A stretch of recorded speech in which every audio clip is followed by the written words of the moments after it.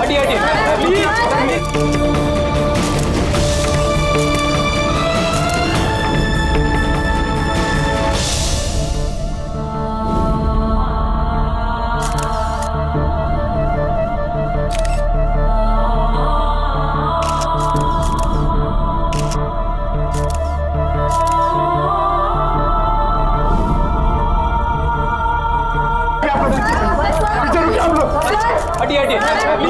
Please आप चलो सब पीछे प्लीज आप हटिए प्लीज।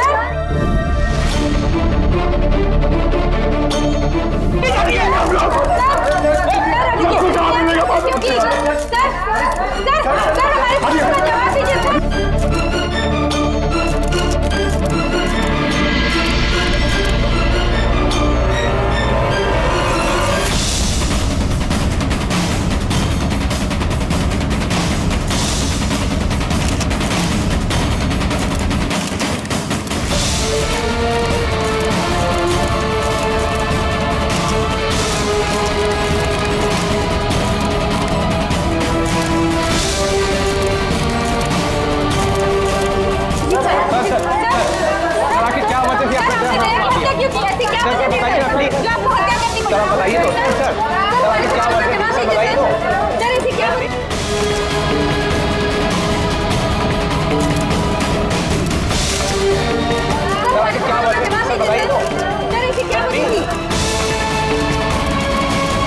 सर क्या हुआ दया को सर? ये लोग बोल रहे हैं कि मैंने उसको झूठ बोल रहे हैं सर। मैं दया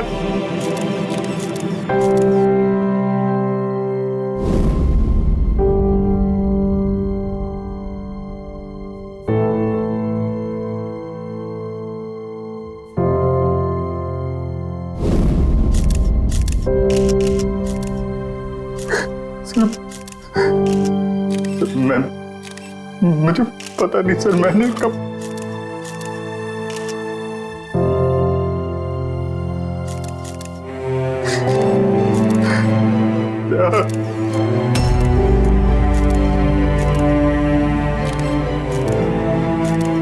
नहीं अभिजीत, तुम अंदर नहीं जा सकते।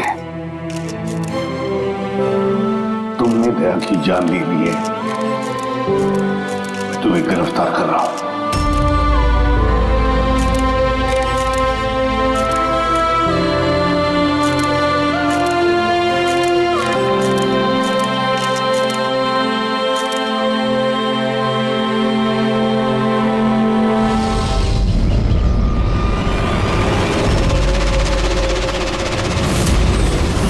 सर, जिसका खून हुआ है उसका नाम डीके है, एक प्राइवेट डिटेक्टिव।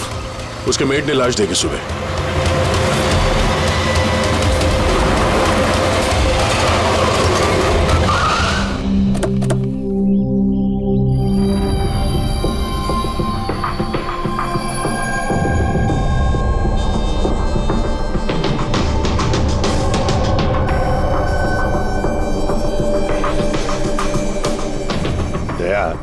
चेहरे के तो चिथड़े उड़ गए हैं। लगता है पॉइंट ब्लैंक रेंज से एक से ज्यादा गोलियां मारी है इसे। सर, इस कमरे का सामान अपनी जगह पे है सर, बिखरा हुआ नहीं है। ऐसा लगता नहीं है कि यहाँ पे हाथापाई हुई है।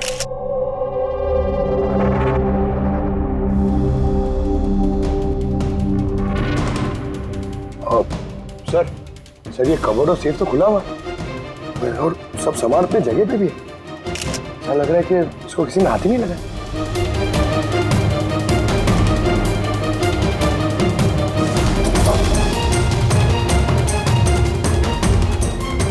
सर, पैसे और जेवर ऐसे के ऐसे ही।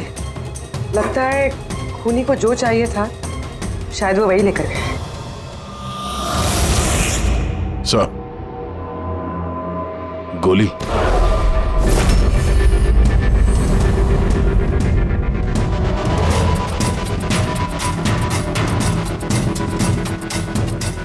तीन गोलियां चली है दया।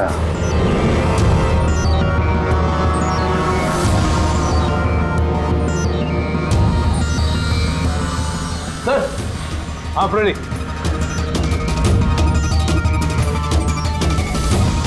सर, ये खिड़की के कांच निकाले हुए हैं मतलब खूनी यहीं से अंदर घुसा है। हाँ, काम करो फ्रेडी, फिंगरप्रिंट्स उठा। तो आ गया। डीके का मोबाइल फोन सर। बनने से पहले डीके ने 3 बार किसी संजय को कॉल किया। संजय?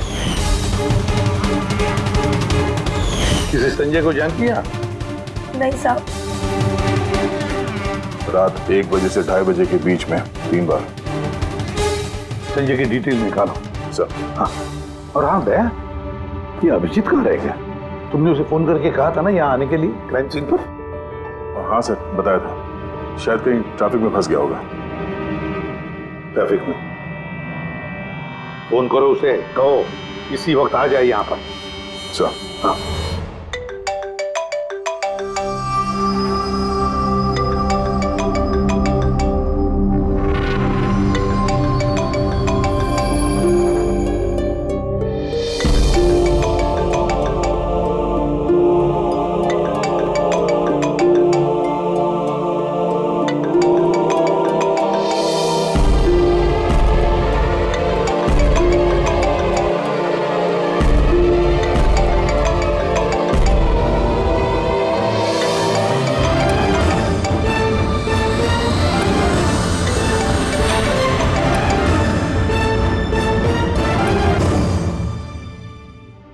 हाँ दया, क्या बोल रहा है अभिजीत? कहाँ है वो?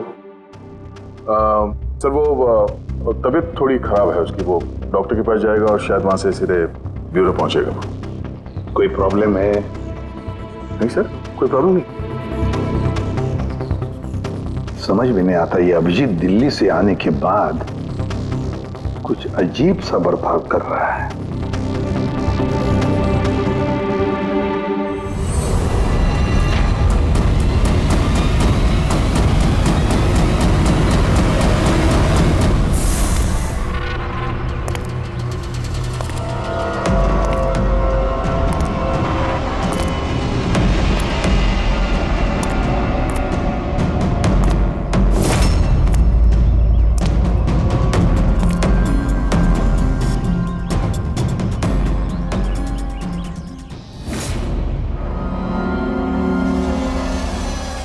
तुमको मेरी मदद की जरूरत है। तुमको? हाँ? अरे भाई, तुम तो खुद एक सीआईडी ऑफिसर हो।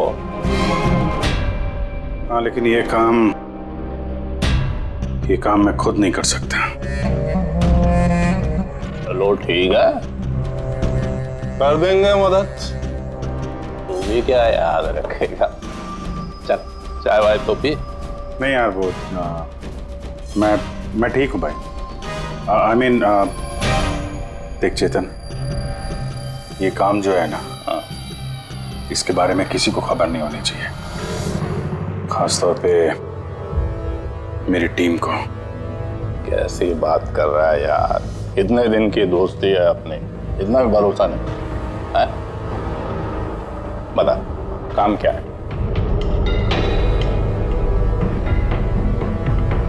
किसी का पीछा करना है, नजर रखनी है उस पे, और इस काम के मैं तुझे पैसे भी दूंगा। क्या बात कर रहा है यार? दोस्ती में पैसा?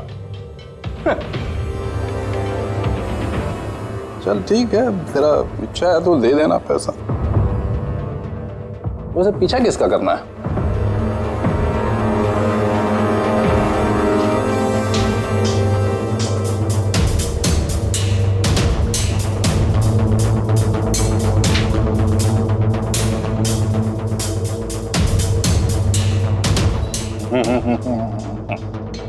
अभिजीत, लगता है तूने गलती से गलत फोटो दे दिया है। कोई गलत फोटो नहीं है, तुझे इसी का पीछा करना है।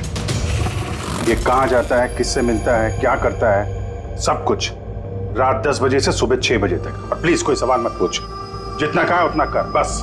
ओके? ओके।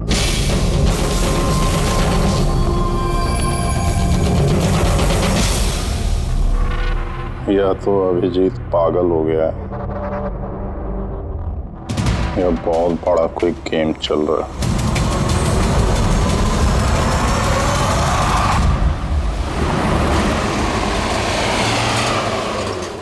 क्या डीके का खून हो गया? मरने से पहले डीके ने आखिरी बार फोन पे आपसे बात की थी आधी रात को। क्या बात क्या हुई थी आपकी? वो मेरे कहने पर किसी पर जासूसी कर रहा था। कुछ सबूत मिला उसे, इसलिए उसने फोन किया था मुझे। जासूसी क्यों? मेरी बॉस मंदिरा जी के लिए। मंदिरा? कुमार ज्वेलर्स की मालकिन, मशहूर पेज 3 सेलिब्रिटी। उस दिल्ली वाले केस के बारे में तो आप सबने सुना ही। ओहो, मंदिरा कुमार, मंदिरा जी। उन पर तो उनके पति, सास ससुर और केयरटेकर्स को मारने का इल्जाम था, है ना? जी। मगर सबूत न मिलने पर कोर्ट ने मंदिरा जी को बरी कर दिया। और उसके कुछ ही दिनों बाद मंदिरा जी के पर्सनल असिस्टेंट ईशाना, उसने भी आत्महत्या कर ली।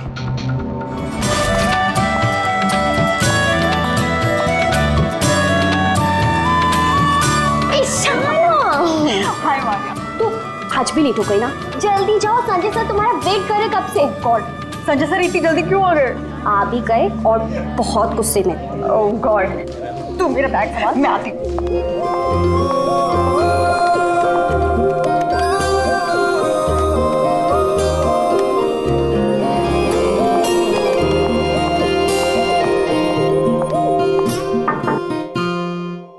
May I come, sir? Come in. Sorry, sir. Sorry, sir. Sorry, I'm so sorry. What is this, Ishana? ये कोई टाइम है ऑफिस आने का? सर ट्रैफिक बहुत ज्यादा था। और ट्रैफिक? ये क्या रोज रोज का एक्सक्यूज है तुम्हारा? इस ऑफिस में बाकी लोग भी इसी ट्रैफिक में आते हैं ना? हाँ बोलो कुमार।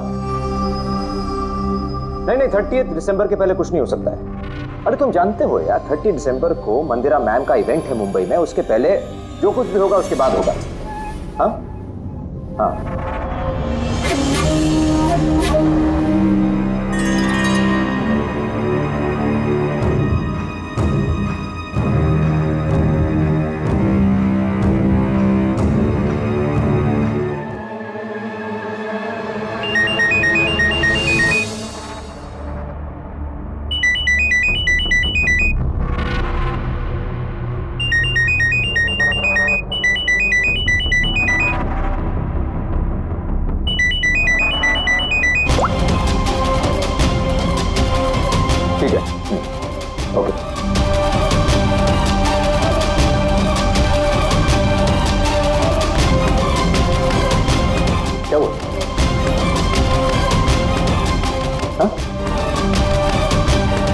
ईशाना, वहां बाहर क्या देख रही हो?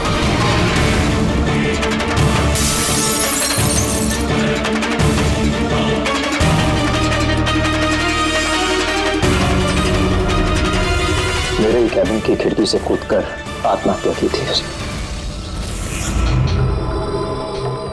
आत्महत्या क्यों की थी वो किसी को पता नहीं। वैसे मंदिरा जी ने डीके को किस पर जासूसी करने के लिए काम पे लगाया था?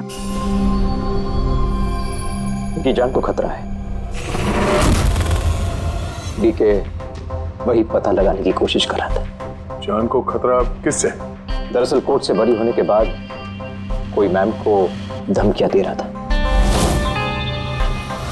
ये धमकियां फोन पर ही? जी हाँ, फोन पे भी, अनजान नंबरों से और टाइप किए गए चिट्ठियों से भी। मैम दोबारा पुलिस के चक्करों में पड़ना नहीं चाहती थी, इसलिए डीके को हायर किया था उन्होंने।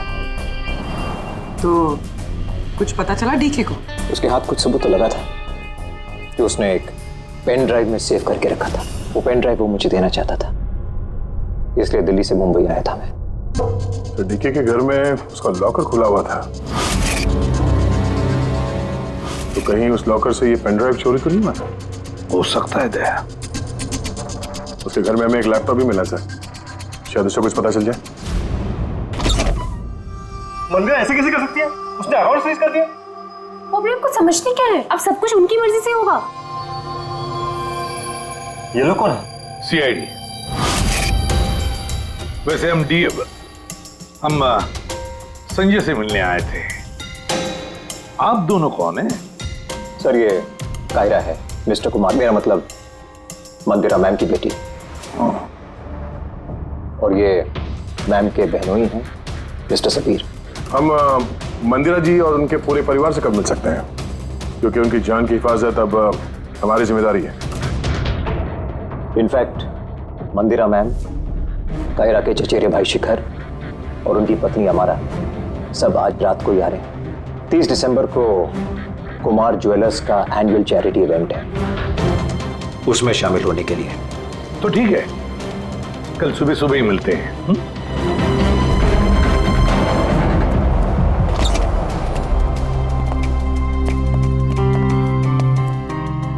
ये सब क्या है? और सीआईडी हमारे पर्सनल मामले में दखल क्यों दे रही है?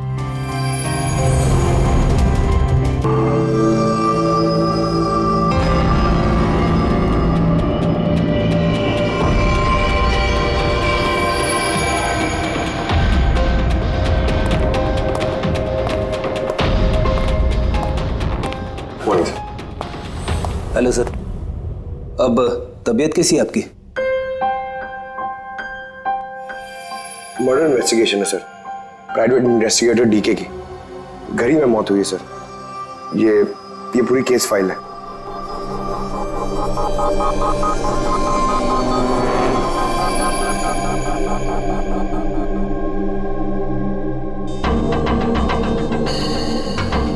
सर ये तस्वीरें उसके घर की हैं, घर की तस्वीर है, उसी के घर की तस्वीर है, और यहीं पे इसका मर्डर हुआ है ना?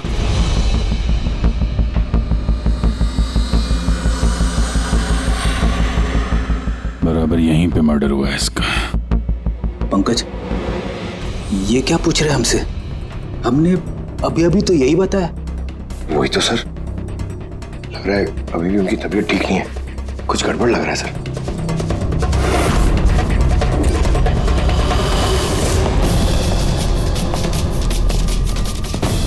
अभिजीत,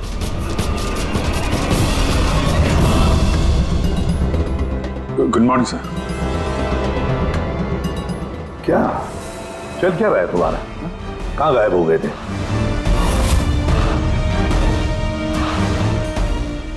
अरे अभिजीत, तुम्हारी तबीयत खराब थी ना, तो डॉक्टर के पास जाना था, यहाँ क्यों?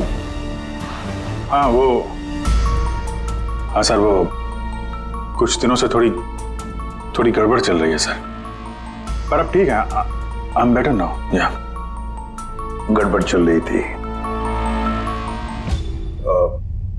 सर, डीके संजय को जो पेन ड्राइव देने वाला था, तो उसका जो डेटा है वो हम हासिल करने का एक तरीका है सर। पेन ड्राइव तो मिला नहीं ना दे, तो फिर डेटा कहां से लाओगे? सर है ना, एक तरीका है, वो हम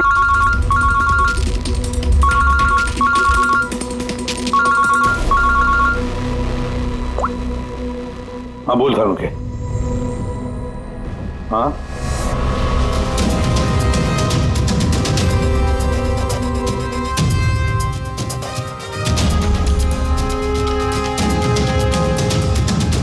है सर।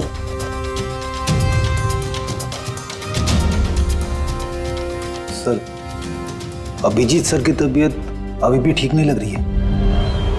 क्यों? सर उन्हें केस के बारे में समझा रहे थे, लेकिन वो हमारी तरफ सुन ही नहीं रहे थे सर, अपने में ही कहीं गुम थे। डैडी सर, मंदिरा केस के बारे में सारी डिटेल्स निकालनी है, न्यूज़पेपर्स पे, टीवी पे जो भी आया है सब।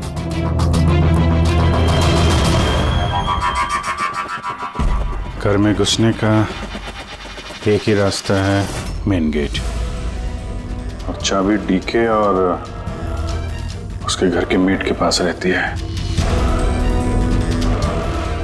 बाथरूम की खिड़की, मतलब कातिल ने बाथरूम की खिड़की का कांच निकाला और अंदर घुसा, और उसके बाद अभिजीत क्राइम सीन पर था भी नहीं, और यहाँ पे तो बाथरूम का कोई फोटो भी नहीं है, तो फिर इससे ये सब कैसे पता? अभिजीत मुझसे कुछ छुपा रहा है, मगर क्या?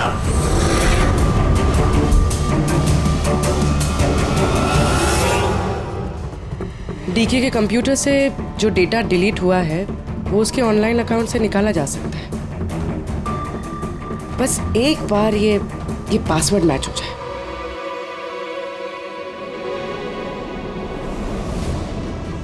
कुछ दिनों से थोड़ी गड़बड़ चल रही है सर, पर अब ठीक है। I am better now. Sir उन्हें केस के बारे में समझा रहे थे, लेकिन वो हमारी तरफ सुन ही नहीं रहे थे सर, अपने में कहीं गुम थे।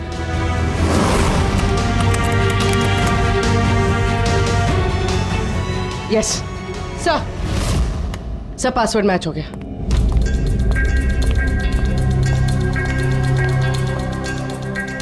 सर इसमें तो वीडियोस हैं, चेक करते हैं। सर ये तो डीके के कंपाउंड के अंदर की फुटेज है। इसका मतलब वहां पे सीसीटीवी कैमरा है नहीं कहा, हमारे पहुंचने से पहले किसी ने निकाल लिया। पर निकाला किसने होगा? दूसरा वीडियो देखना।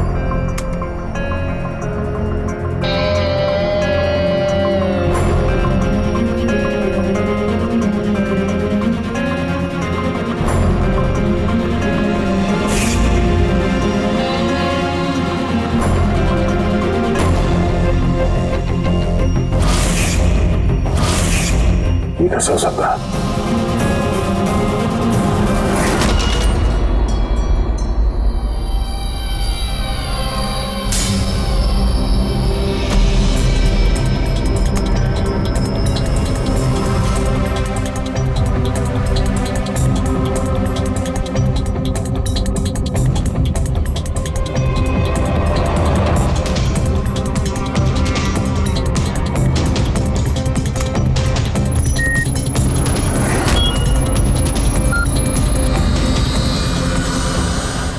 सब आपने अच्छी तरह से क्रॉस चेक तो कर लिया ना? मतलब गन तो हमारे पास है नहीं, तो कहीं कोई गलती नहीं था, कोई गलती नहीं। मैंने एक बार नहीं 10 बार क्रॉस चेक किया है। मानता हूं कि गन हमारे पास नहीं है, लेकिन गन के रिकॉर्ड्स तो हमारे पास हैं। वो गोलियां जिससे डीके की मौत हुई है, वो गोलियां उसकी ही गन से चली है। गोलियों का पैटर्न, गोलियों पर लगे हुए निशान, सब ये बात साबित करते हैं कि वो अभिजीत की गन है। सर गोली अभिजीत की गन से चली है, लेकिन ये जरूरी तो नहीं कि उसी ने गोली चलाई है। एग्जैक्टली सर, इसलिए मैंने ये बात एसीपी साहब को भी नहीं बताई, सिर्फ आप दोनों को बताई, ताकि मैं इस मामले के तह तक जा सकूं। क्या तुमने ये बात एसीपी को नहीं बताई? क्या बताऊं सर, क्या बताऊं एसीपी साहब को? जब मेरा दिल नहीं मान रहा तो मैं उनको क्या बताऊं? अगर ये बात तुम्हारा दिल नहीं मान रहा था तो तुमने फोन करके क्यों मुझसे पूछा कि जिस गन की गोलियों से डीके की मौत हुई है वो गन अभिजीत की है या नहीं? वो क्या था जिसकी वजह से तुम्हें अभिजीत पर शक हुआ? क्या था वो? इसलिए सर क्योंकि जब हमने, जरा पीछे ले जाना।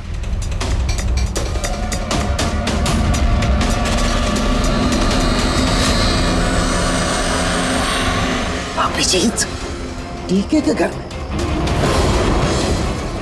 दया, फिर भी तुम अभिजीत को बचाने की कोशिश कर रहे? देखो दया, अभिजीत और तुम्हारी दोस्ती को मैं बहुत अच्छी तरह से मानता हूं, उसका आदर भी करता हूं, लेकिन ड्यूटी, अपना फर्ज किसी भी रिश्ते, किसी भी दोस्ती से ज्यादा बड़ा होता है, और ये बात मुझे तुम्हें बताने की जरूरत नहीं है। सर बिना ठोस सबूत के अभिजीत सर पे शक करना? सबूत नहीं था तो क्या था पूरी? अभिजीत डीके के घर में घुसा, ये सबूत नहीं तो क्या है पूर्वी? अभिजीत सर डीके के घर में घुसे ये हमने देखा, लेकिन उन्होंने डीके का खून किया ये तो नहीं देखा ना। सर ये भी तो हो सकता है कि उनकी गन से डीके को किसी और ने मारा हो सकता है, ये हो सकता है कि अभिजीत की गन से डीके को किसी और ने मारा हो, लेकिन ऐसी हालत में अभिजीत की गन अभिजीत के पास नहीं होनी चाहिए। क्या तुम लोगों को अभिजीत ने बताया? उसने बताया कि उसकी गन गुम हो चुकी है, कोई गुमशुदगी की रिपोर्ट लिखाई उसने? वो सवेरे से तुम लोगों के साथ है, क्या उसने बताया कि वो ऐसे अजीब से कपड़े पहन करके डीके के घर में क्यों घुसा, और वो भी बाथरूम का शीशा तोड़? बताया उसने? बताया? सर आपके सारे सवालों का जवाब मैं अभिजीत से पूछ लूंगा, पर सर तब तक के लिए प्लीज सर, तब तक के लिए एसीपी साहब को कुछ मत बताना। मैं तुम लोगों की हालत को समझ रहा हूं, मुझे खुद भी अच्छा नहीं लग रहा है। Please sir, please. ठीक है, कल सुबह तक। दया, मैं कल सुबह तक का टाइम तुमको देता हूं। या तो सच का पता लगा लो या फिर ये सारी की सारी बात खुद एसीपी को बता दो।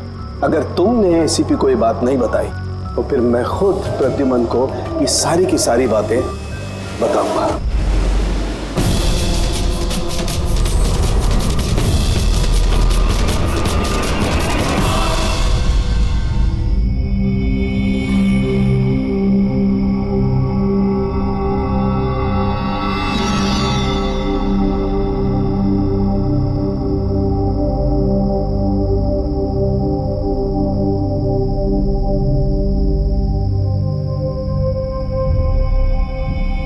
आधा घंटे से ऊपर हो गया, 10 का 10:30 बज गया, अभी तक आया ही नहीं।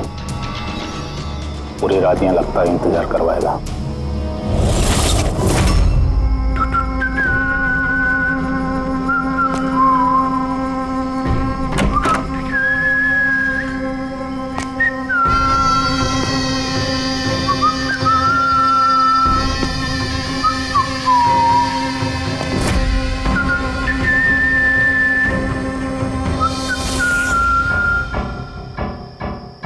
तुझे इसी का पीछा करना है।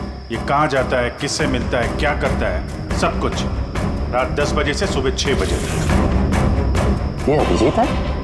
इसको क्या हुआ? ये होलिया क्या बना रखा है इसने?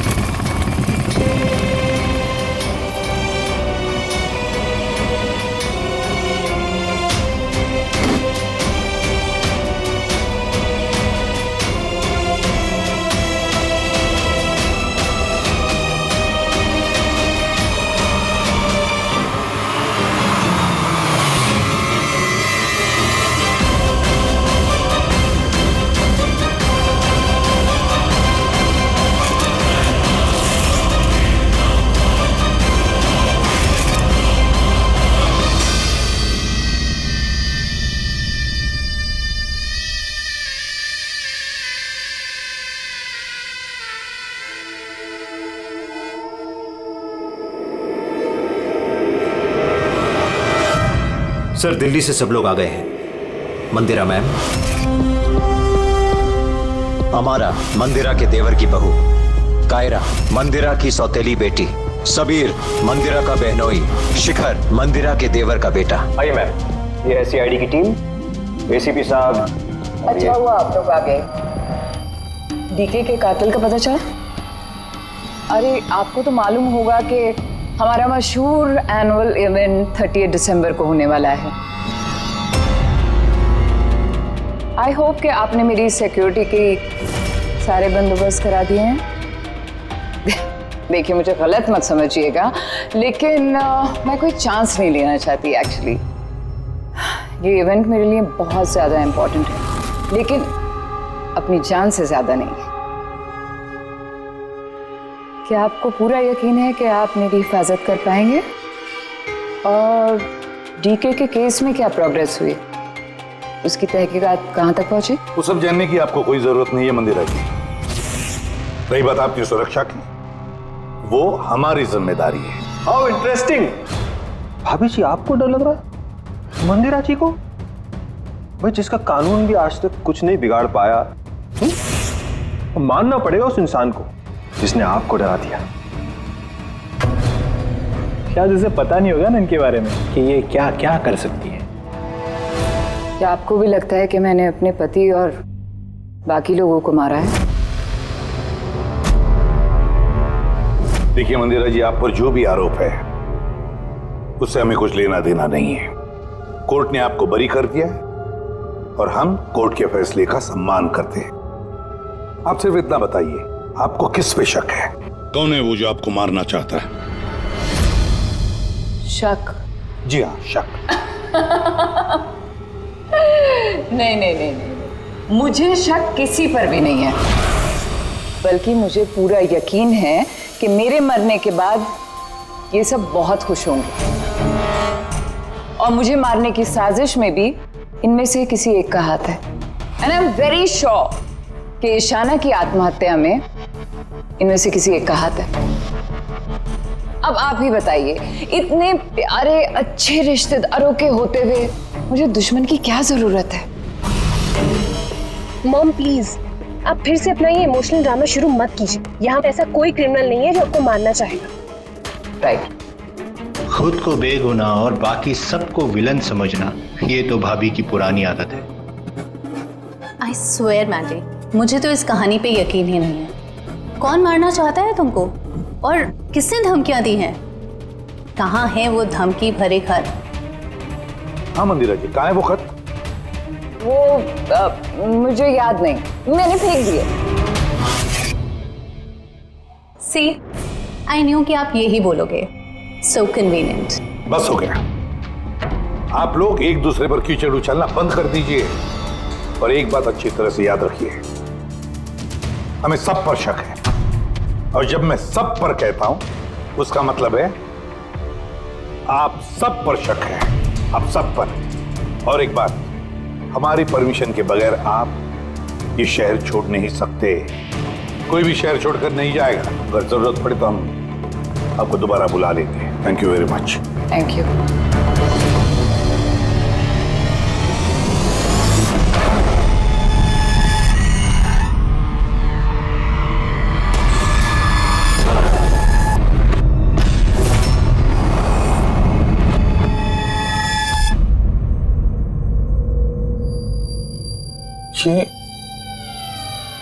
ये मैं हूं?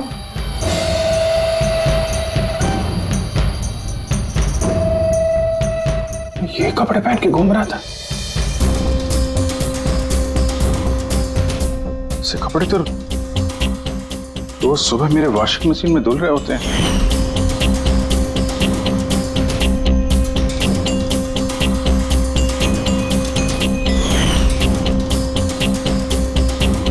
पर ये जूते, यार ये जूते गंदे रहते जैसे मैंने इन्हें पहना हो। लेकिन मुझे याद नहीं मैं ये कपड़े कब पहनता। सच में मुझे क्या हो रहा है मेरे साथ? ये कार में कौन है? ये किससे बात कर रहा हूं मैं? कौन है कार में? नहीं, मैंने नहीं देखा। तुम बात कर रहे थे, तुम्हें पता होगा। और तुम कल तो मुझे पहचाने ही नहीं।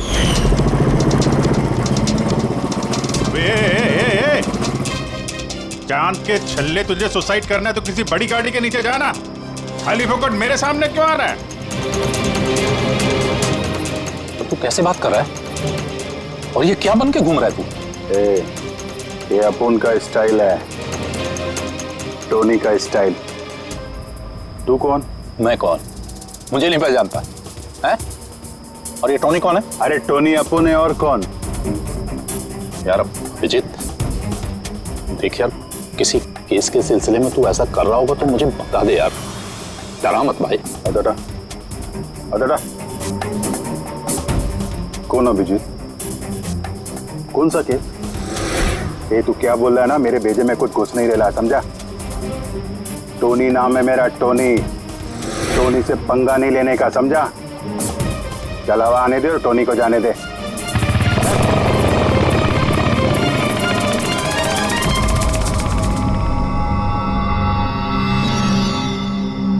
ये अभिजीत अपने आप को टोनी क्यों बोल रहा है? टोनी? कौन कौन टोनी? सच में तेरे को कुछ भी याद नहीं है? नहीं, मुझे कुछ याद नहीं, सच कह रहा हूं मैं। मतलब तू कार में उन लोगों से बात कर रहा था, उसके बाद तू गेस्ट हाउस के अंदर गया। Guest house? हाँ, फिर थोड़ी देर बाद तू बाहर आया। मैं गेस्ट हाउस के अंदर गया? मैंने अंदर क्या किया है? तूने देखा कुछ किया मैंने? मैं कैसे देख सकता हूँ? मैं तो बाहर था ना। क्या हो रहा है? मुझे वहां जाना होगा। कहाँ है? कौन सा गेस्ट हाउस है ये? हैं?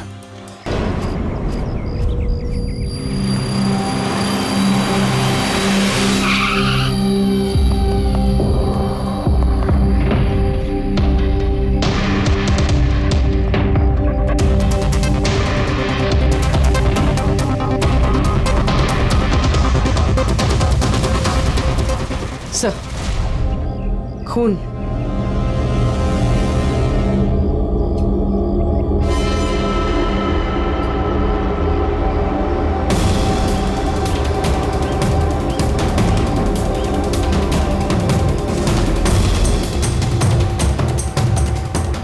अभिजीत,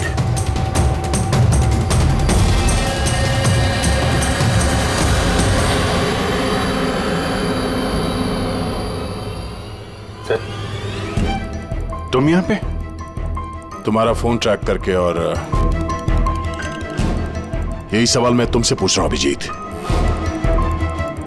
तुम यहां कैसे?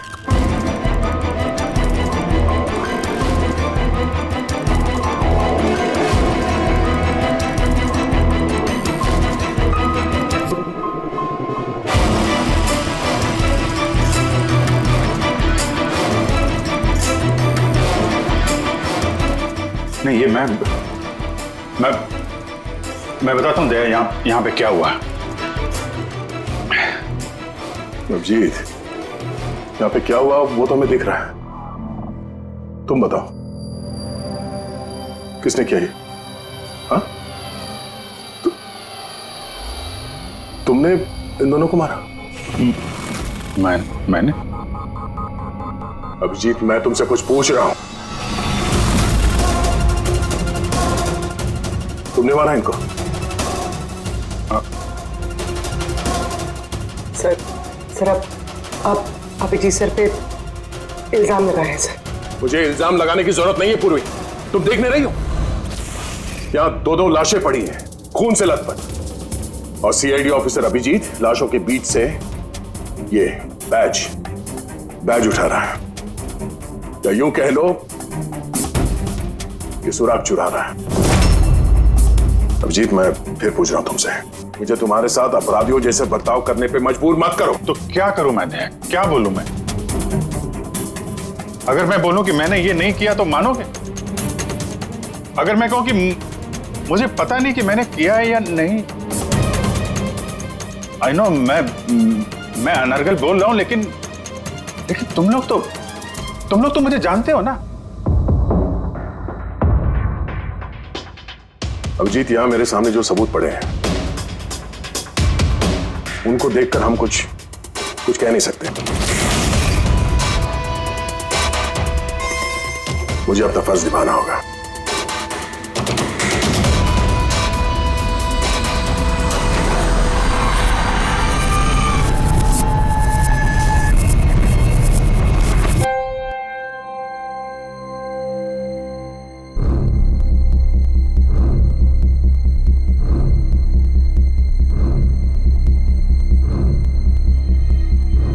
अभिजीत, इतनी देर से मैं तुम्हें पूछे जा रहा हूं, मगर तुम्हारे पास कोई जवाब तक नहीं है। हाँ? तुम जानते हो तुम पर कैसा इल्जाम है? कुछ समझ रहे हो तुम? सर वो दया नहीं, बस तुमसे ये उम्मीद नहीं थी दया। इतना सब हो गया और तुमने मुझे बताया तक नहीं। क्यों नहीं बताया मुझे दया? ये तो सड़न के तूने मुझे बताया, वरना पता नहीं। दया, मैंने वही किया जो सही था। बताओ अभिजीत,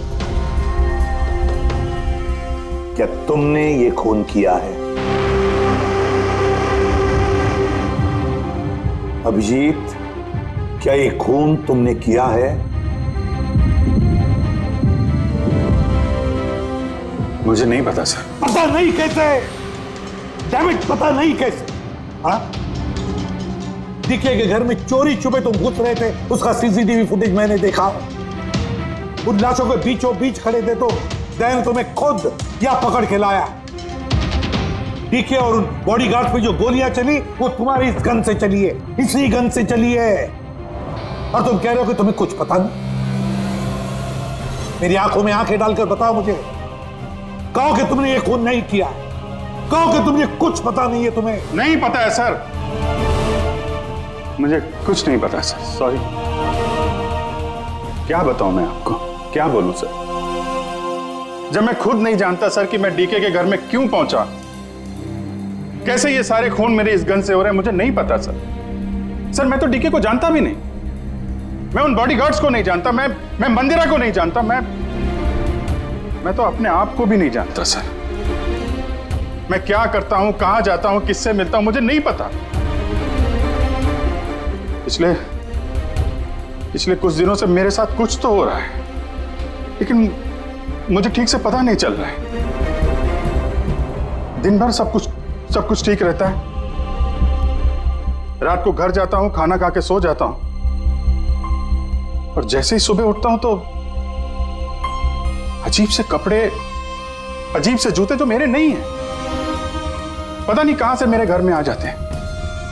कपड़े वॉशिंग मशीन में धुल रहे होते हैं, जूतों पे मिट्टी लगी रहती है, ऐसा लगता है कि जैसे मैंने उनका इस्तेमाल किया है,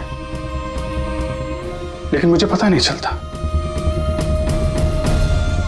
थकान सी रहती है, ऐसा लगता है कि जैसे मैं रात भर जगा हूं, लेकिन जग के मैंने क्या किया मुझे नहीं पता। लगता है हर रोज मेरी जिंदगी के 6-8 घंटे गायब हो जाते हैं, जिनके बारे में मुझे कुछ पता नहीं। आप कहते हैं कि मैं डीके के घर गया, हो सकता है, लेकिन मुझे नहीं पता। मैंने डीके और उन बॉडीगार्ड्स को मारा, लेकिन मुझे नहीं पता। मैं मंदिरा को मारने की कोशिश कर रहा हूं, लेकिन मुझे नहीं पता। मैं क्या करता हूं, मैंने क्या किया है, मैं क्या करने वाला हूं, मुझे नहीं पता सर, मुझे नहीं पता।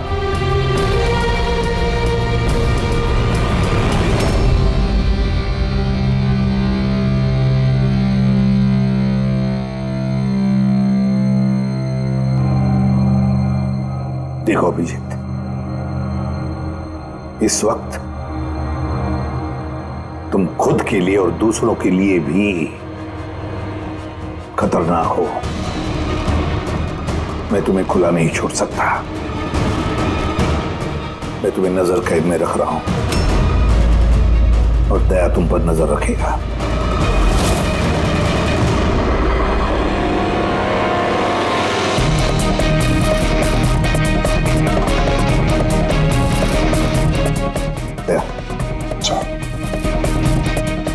एक बात अच्छी तरह से याद रखना, तुम अपने दोस्त पर नहीं, बल्कि एक कातिल पर, एक खूनी पर नजर रख रहे हो। एक ऐसा आदमी जिसका मानसिक संतुलन बिगड़ चुका है। अब से इस केस की तहकीकात मैं खुद करूंगा, और तुम अभिजीत को रोकोगे कोई भी जुर्म करने से। अगर उसके लिए तुम्हें अभिजीत पर गोली भी चलानी पड़े तो वो तुम चलाओगे। Is that clear? Yes sir.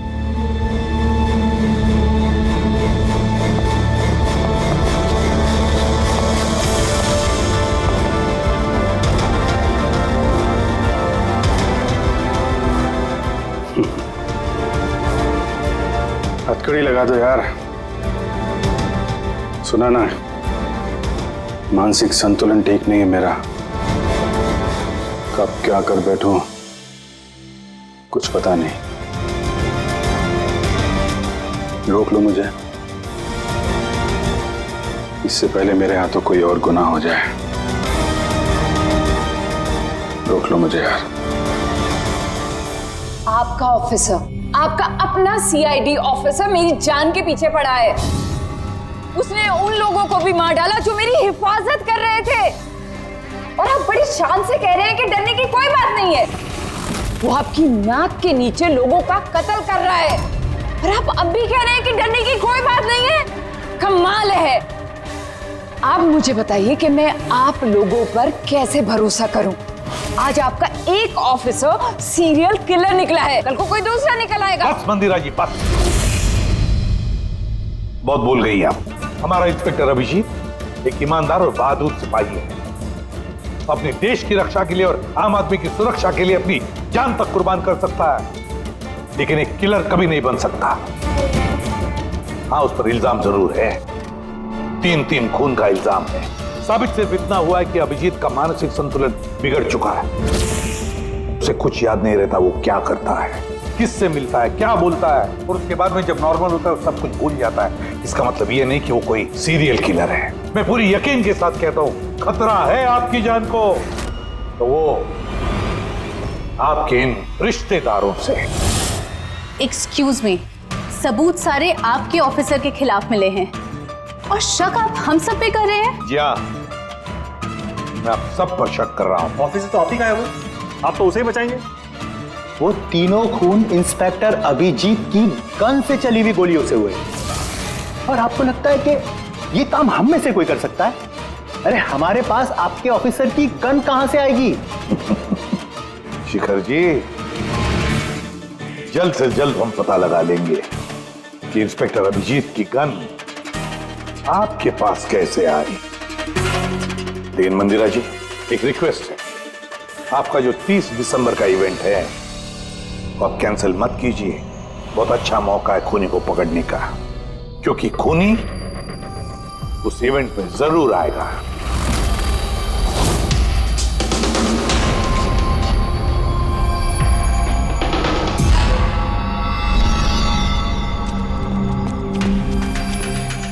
Sir हाँ संजय, क्या बात है? आप अभिजीत सर के बारे में कुछ कह रहे थे कि उनके जहन में कोई और शख्सियत घुस जाती है, याददाश्त उनकी, मतलब उन्हें रात के कुछ घंटे याद नहीं रहते। हाँ, बिल्कुल ऐसा ही, एग्जैक्टली ऐसा ही किसी और के साथ भी हुआ था। किसके साथ? हाँ सर, ईशाना। ईशाना? जिस दिन उसने आत्महत्या की उसके कुछ दिन पहले से बिल्कुल ऐसा बर्ताव करने लगी थी वो। क्या? बस अजीब सी हो गई थी वो, खोई खोई रहती थी। जिस दिन आत्महत्या की उसने, उसके कुछ दिन पहले से एक अजीब सा रिंगटोन लगा रखा था उसने अपने फोन पर, और फिर उस दिन अचानक से वो रिंगटोन बजने लगा और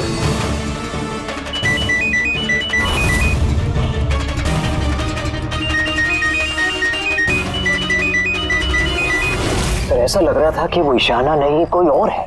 सर, अभिजीत सर भी तो दिल्ली से आने के बाद इस तरह से बिहेव कर रहे हैं। हाँ, ईशाना, अभिजीत, दिल्ली, ये तीनों का कोई ना कोई कनेक्शन जरूर है। कुछ ना कुछ तो गड़बड़ जरूर है, कुछ ना कुछ तो है।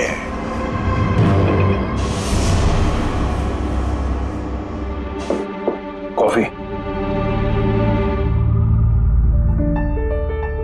अरे पी लो यार, कुछ मिलाया नहीं है। मैं यही हूं और कहीं भागने वाला नहीं। अभिजीत, तुमने हम सबसे ये बात छुपाई क्यों?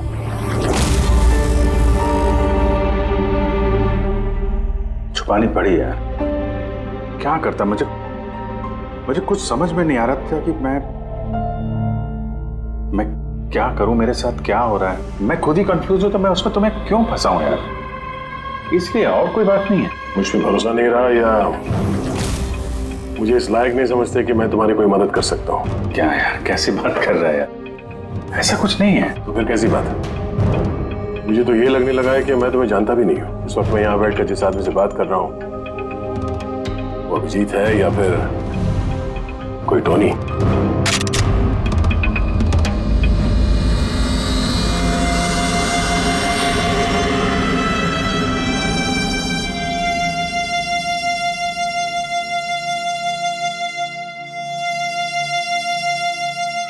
मैं तुम्हें कोई नुकसान नहीं पहुंचाने वाला। अभिजीत हूं या टोनी, सपने में भी नुकसान नहीं पहुंचाऊंगा। गन दिखाने की जरूरत नहीं है। बात यह है ही नहीं कि तुम मुझे कोई नुकसान पहुंचा सकते हो या नहीं। बात यह है कि मैं यहां सिर्फ अपनी ड्यूटी कर रहा हूं और मैं कोई चांस नहीं ले सकता। मैं तो तुम्हें शायद जानता भी नहीं हूं।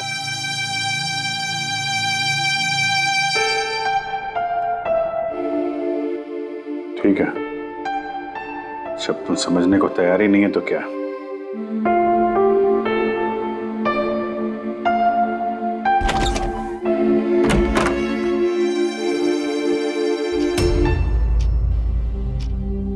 तो डॉक्टर महेश, हमने आपको सारी बात बता दी। अब आप बताइए, आपको क्या लगता है? देखिए, अभी अभी आपने जो कुछ भी मुझे कहा ये अभिजीत और ईशाना के बारे में, उससे एक बात तो बिल्कुल साफ है कि दोनों की कंडीशन एक जैसी है, आर्टिफिशियली इंड्यूस स्प्लिट पर्सनैलिटी। इसे सरल शब्द में मैं आपको समझाऊं तो इसमें पेशेंट के दिमाग में उसके अपने व्यक्तित्व के अलावा एक और व्यक्तित्व को प्लांट किया जाता है जो किसी खास दशा, निर्देश, आदेश के मुताबिक चलता है, और उसे इस तरह सेट किया जाता है कि वो व्यक्तित्व खास निर्धारित समय पर निर्धारित ट्रिगर मिलने पे उस व्यक्तित्व पे हावी हो जाता है। और जितनी देर ये हावी रहता है वो पुराने व्यक्तित्व के बारे में ना तो कुछ जानता है और ना ही उसे पुराने व्यक्तित्व के बारे में कोई भी चीजें याद रहती हैं। ये इंसान का दिमाग है।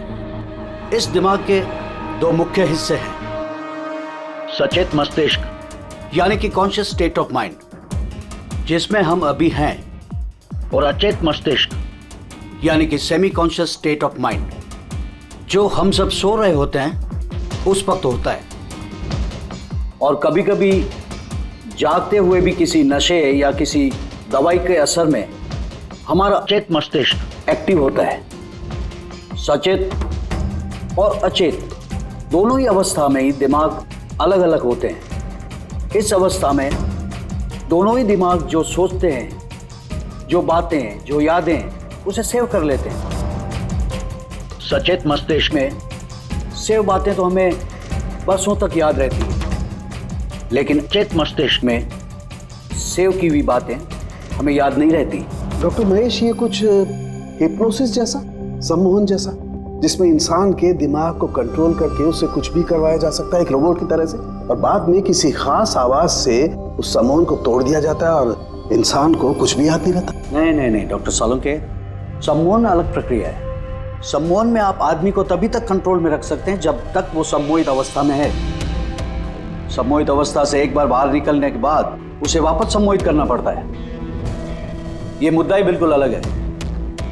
यहां पर इंसान के दिमाग में एक घटना जो बिल्कुल घटी नहीं है, एक व्यक्ति जो है ही नहीं, उसे उस इंसान के अंदर डाला जाता है। उसके दिमाग में ये बात फिट की जाती है। अच्छा, तो इसका मतलब है यही सब कुछ तो अभिजीत के साथ हो रहा है। किसी भी तरह से अभिजीत को ट्रिगर मिलता है जिसकी वजह से टोनी जाग जाता है। Exactly sir. रात को अभिजीत के सो जाने के बाद उसको जरूर कुछ आवाजें सुनाई देती होगी जो कि उस टोनी के लिए ट्रिगर हो सकती है।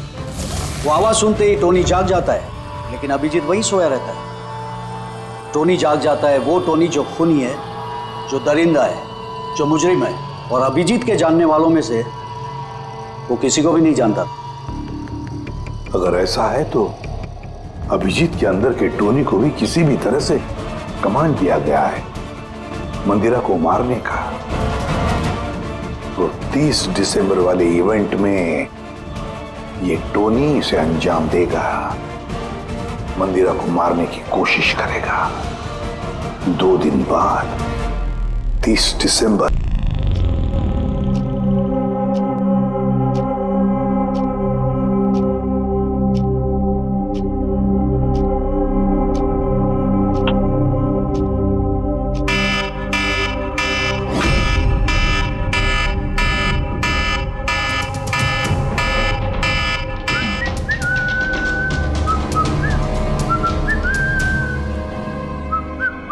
अभिजीत,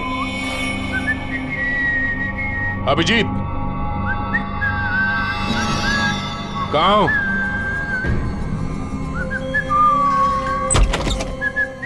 अभिजीत, अभिजीत, ओए, टोनी।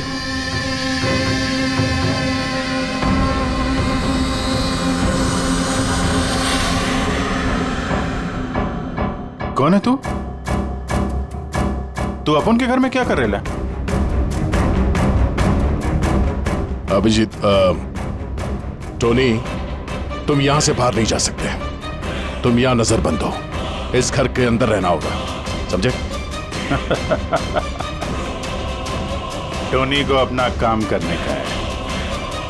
मेरे रास्ते में खाली पीली आएगा, भेजा उड़ जाएगा। चल अब आने दे। घर से बाहर नहीं, घर में। हाथ हटा, हाथ हटा। बोलो ना टोनी को अपना काम करने का है। मेरा भेजा मत हिला। मेरे और काम के रास्ते के बीच में कोई नहीं आ सकता। चल। टोनी, तुम कहीं नहीं जाओगे। यहीं घर पे रहोगे तुम, समझा? क्या बोला? टोनी पे हाथ उठाया तूने? टोनी पे हाथ उठाया? अभिजीत! अभिजीत! अभिजीत!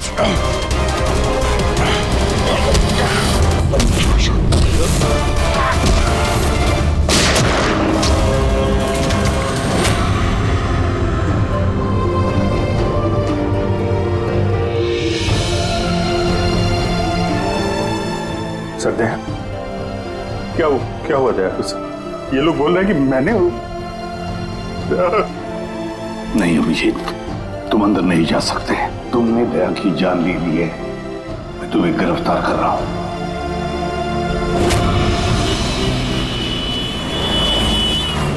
ईशाना के फोन रिकॉर्ड्स में डॉक्टर तानिया का नाम कई बार है।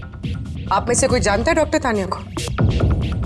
आत्महत्या करने से पहले वो डॉक्टर तानिया से मिली थी क्या? ये डॉक्टर तानिया कहीं डेंटिस्ट तो नहीं? ईशाना मरने से पहले कई बार एक डेंटिस्ट से मिली थी। मुझे नाम तो नहीं मालूम, पर हो सकता है ये वही हो। जितना मुझे लगता है ये कोई डेंटिस्ट तो नहीं है। कुछ दिनों पहले सीआईडी ऑफिसर अभिजीत यहाँ रुके थे। Yes ma'am. उस पूरे हफ्ते में यहाँ जो कोई भी रुका था उन सब की लिस्ट चाहिए। और उनके स्टे के दौरान इस लॉबी की सीसीटीवी फुटेज भी देखनी है।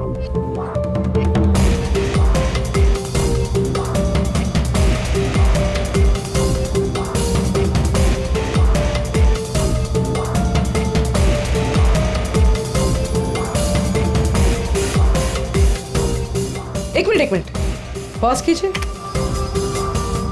ये लड़की कौन है जिससे अभिजीत सर बात कर रहे हैं? पूर्वी, इस लिस्ट में डॉक्टर तानिया का नाम है और वो यहीं पे रुकी हुई थी जब तक अभिजीत सर यहाँ पे थे।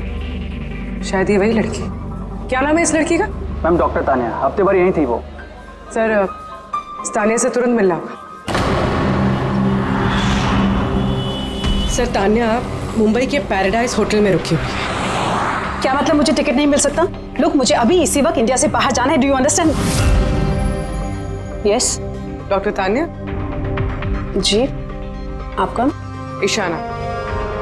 ईशाना की दोस्त, सीआईडी ऑफिसर पूर्वी।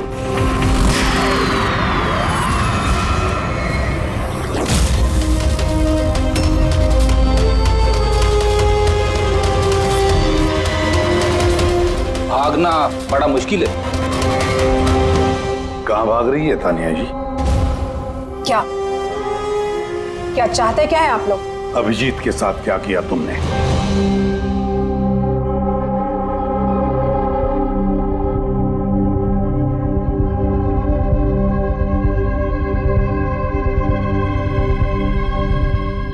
ईशाना और अभिजीत के दिमाग के साथ मैंने ही एक्सपेरिमेंट किया है। ईशाना को आत्महत्या करने के लिए और अभिजीत को एक मर्डर करने के लिए मैंने ही प्रोग्राम किया था। कैसे कैसे किया तुमने program? Artificially induced split personality के जरिए मैंने दोनों के दिमाग को सेट किया और अपने सेट शेड्यूल के मुताबिक दोनों को इस तरह प्लान किया कि एक ट्रिगर बजेगा या एक कॉल आएगा, और जब भी ये कॉल आएगा दोनों को वो सारे ऑर्डर्स मानने होंगे किसी भी हाल पे। वो फोन नंबर जहां से उनको फोन आते हैं, किसका नंबर है ये? वो एक पीसीओ का नंबर है। ईशाना ने मुझे ये नंबर दिया था अभिजीत के दिमाग में फीड करने के लिए। क्या कहा? क्या कहा तुमने? अभिजीत के साथ ऐसा करने के लिए ईशाना ने कहा तुम्हें? जी। और फिर ईशाना की खुदकुशी, उसका क्या? उसका क्या? वो भी खुद ईशाना ने ही कहा था मुझसे करने के लिए। What? जी, कहा तो ईशाना नहीं था, बट आई एम श्योर कि इसके पीछे जरूर किसी और का हाथ है जिसके बारे में मैं नहीं जानती। क्यों? क्यों करेगी ऐसा वो? ये भी उसकी कोई मजबूरी। हमें किसी भी हालत में अभिजीत को इसमें से निकालना होगा। ले चलो इसे। चलो। वो बाहर नहीं आ सकता। क्यों? मैंने अभिजीत के दिमाग को प्रोग्राम किया है, सम्मोहित नहीं कि जाकर उसका सम्मोहन तोड़ दूं। मैंने अभिजीत के दिमाग में खूनी को प्लांट किया है, टोनी को। यही है वो आर्टिफिशियली इंड्यूस्ड पर्सनालिटी जो अब कभी बाहर नहीं निकलेगा। और मैं चाहूँ भी तो भी मैं अभिजीत को इससे बाहर नहीं निकाल सकती, क्योंकि अगर मैंने ऐसा किया तो या तो अभिजीत पागल हो जाएगा या उसकी जान भी जा सकती है। मतलब ये कि जब भी ट्रिगर होगा टोनी मंदिरा को मार के रहेगा, और वो तब तक नहीं रुकेगा जब तक वो वाकई मंदिरा को मार नहीं देता। और इसके बीच में जो भी आएगा वो भी मरेगा। मंदिरा को मारने का ट्रिगर क्या है? क्या ट्रिगर है अभिजीत के लिए? ईशाना के केस में ट्रिगर था एक रिंगटोन, और अभिजीत के केस में ट्रिगर है रिमाइंडर टोन, एक खास तरह का बीप जो मैंने अभिजीत के मोबाइल पे सेट कर दिया था। हम अगर अभिजीत मंदिरा को कैसे मारेगा? क्या प्रोग्राम किया है तुमने, बताओ। वो तब तक मंदिरा को चाकू से मारता रहेगा जब तक कि बहुत सारा खून नहीं बह जाता। और कितने बजे के लिए प्रोग्राम किया ये? 10 बजे। माय गॉड, सिर्फ 2 मिनट बाकी है। गिरफ्तार कर लो इसे।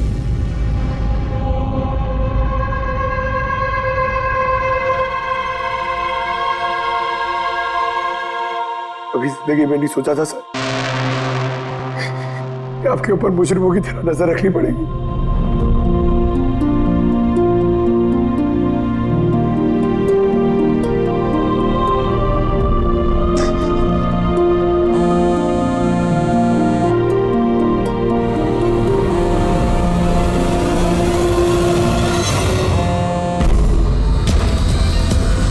उनका डैम इट फोन उठाओ।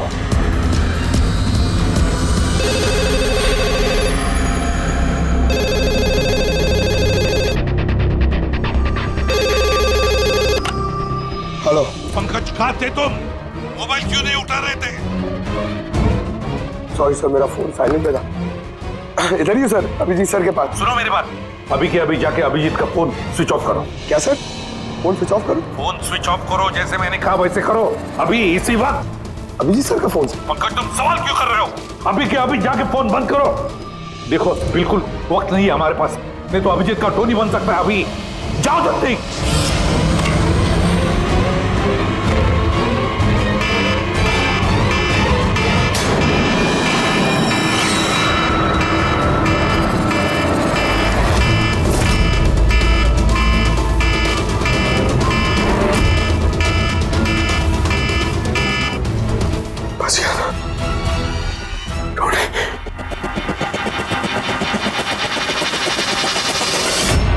अभिजीत सर? अभिजीत सर कहाँ गए?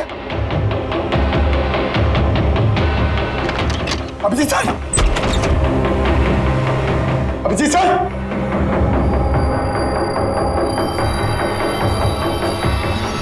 टोनी को बंद करके रखे। हाँ? टोनी को पकड़ेगा तू? टोनी को? जो भी टोनी और मंदिरा के बीच में आएगा वो मरेगा।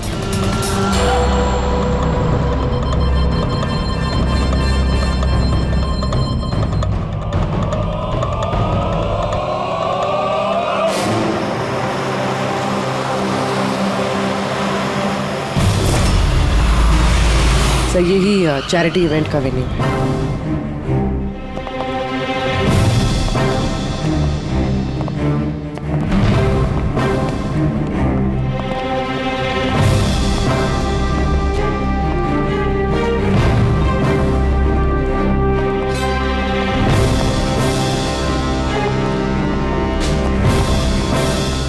आप लोग रुक जाइए please.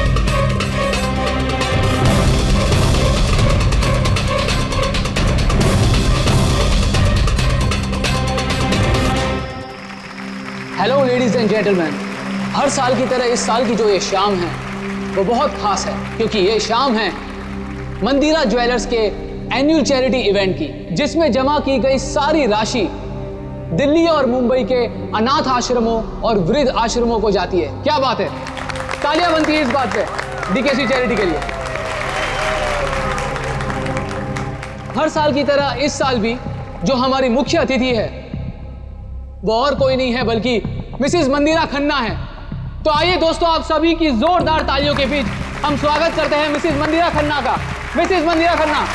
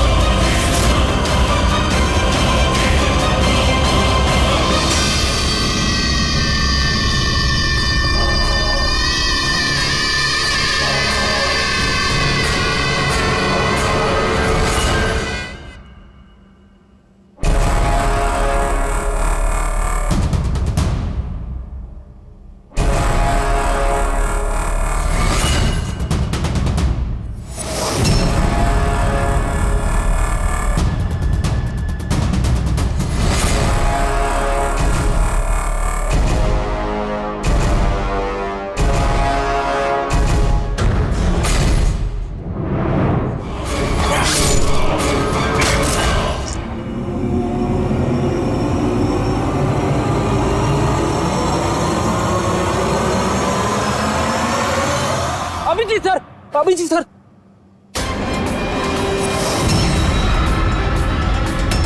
Sir sir light on. Sir sir अब जी ठीक है सर, जल्दी से हॉस्पिटल ले चलो, जल्दी आओ।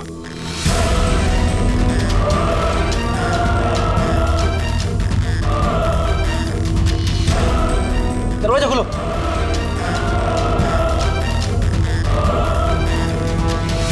मंदिरा जी, टोनी ने अपना मिशन पूरा किया, मंदिरा जी को मारने का। वैसे हम पर भरोसा करने के लिए बहुत बहुत शुक्रिया मैम। ये आप लोग मुझे यहाँ क्यों लाए हैं? मुझे तो स्टेज पे होना चाहिए ना। मैडम, हमारा एक प्लान है। प्लान? पूर्वी,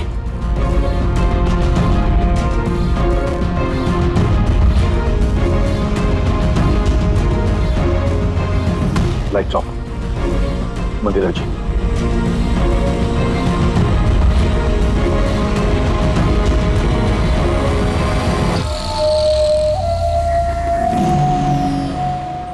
और आपकी हिम्मत की भी दाद देनी पड़ेगी। Thank you. मॉम, मॉम अब ठीक हो ना?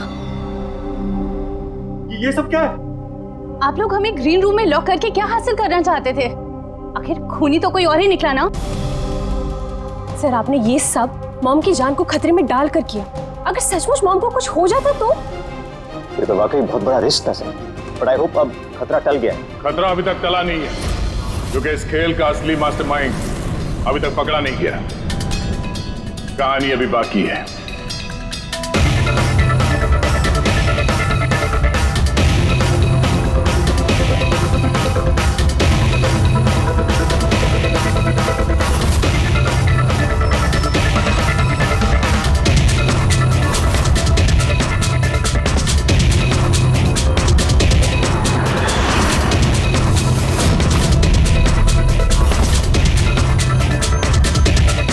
क्या हुआ? मुझे देख के अच्छा नहीं लगा? कभी कभी कातिल तक पहुंचने के लिए हमें मरना भी पड़ता है। इसका मतलब इनके खून की खबर नाटक थी? मेरी मौत से कातिल बड़ा खुश था कि वो कामयाब हो गया और उसी समय का हमने फायदा उठाया। हम मंदिरा जी को बचाने में लगे हुए थे और दया मास्टरमाइंड के पीछे लगा था। लेकिन असली मास्टरमाइंड है कौन?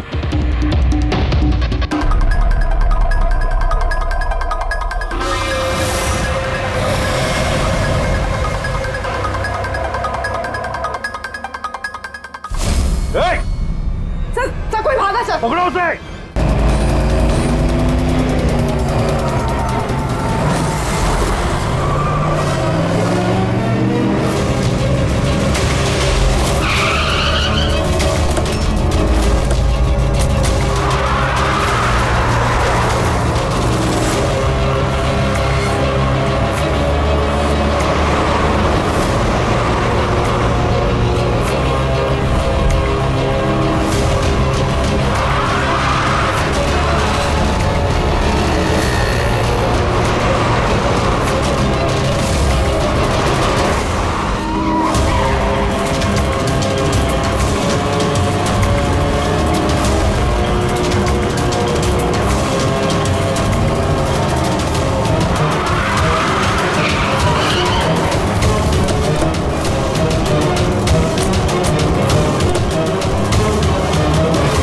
जुर्म करने वालों को रास्ता हमेशा कम पड़ता है।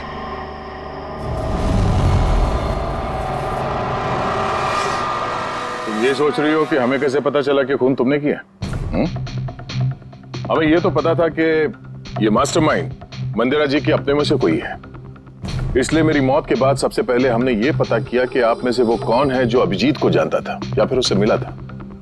फिर मुझे याद आया कि क्राइम ब्रांच के सेमिनार के लिए अभिजीत दिल्ली गया हुआ था। उस सेमिनार में आने वाले लोगों की लिस्ट देखी मैंने तो मेरा ध्यान कायरा पे गया। क्रिमिनल साइकोलॉजी की स्टूडेंट कायरा।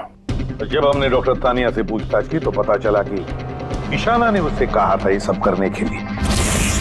उस वक्त ईशाना की मां सरकारी अस्पताल में एडमिट थी। उसके तुरंत बाद ईशाना की मां को 7 स्टार हॉस्पिटल में एडमिट किया गया और उसका सारा खर्चा मिस कायरा ने उठाया था। और सबसे बड़ा क्लू वो पीसीए जिससे अभिजीत सर को फोन पे ऑर्डर्स मिलते थे। दया सर ने उस पर नजर रखी और वहां पर भी तुम दिखे। Okay fine, I give up. मान गई कि आप लोग बहुत स्मार्ट हैं, लेकिन सर इस बात से तो आप भी एग्री करोगे ना कि मैं भी बहुत स्मार्ट हूं? हाँ, स्मार्ट तो हो तुम। क्रिमिनल साइकोलॉजी की होशियार स्टूडेंट जो अपने सौतेली मां से अपने पूरे परिवार का खून का बदला लेना चाहती थी। लोगों के दिमाग से खेलना, उन्हें अपने चक्कर में फंसाना, ये इनकी खासियत है। तो मुझे लगा कि क्यों ना इन्हीं की तरीके से मार दिया जाए। इसीलिए मैं ईशाना से मिली और फिर डॉक्टर तान्या से मदद ली। She was mad. She wanted to do an experiment. फिर मैंने ईशाना को बहुत समझाया। कई बार समझाने के बाद she was ready. उसने वो एक्सपेरिमेंट अपने ऊपर लिया। लेकिन somehow I was never convinced. मुझे हमेशा कंफ्यूजन रहता था कि वो नहीं कर पाएगी एक्सपेरिमेंट। फिर उसी दौरान मैं दिल्ली में अभिजीत से मिली और उनसे मिलने के बाद मुझे लगा कि इतने सच्चे और ईमानदार पुलिस ऑफिसर के होते हुए ये एक्सपेरिमेंट कोई और क्यों करे। फिर मैंने और डॉक्टर तान्या ने अभिजीत को मोहरा बनाया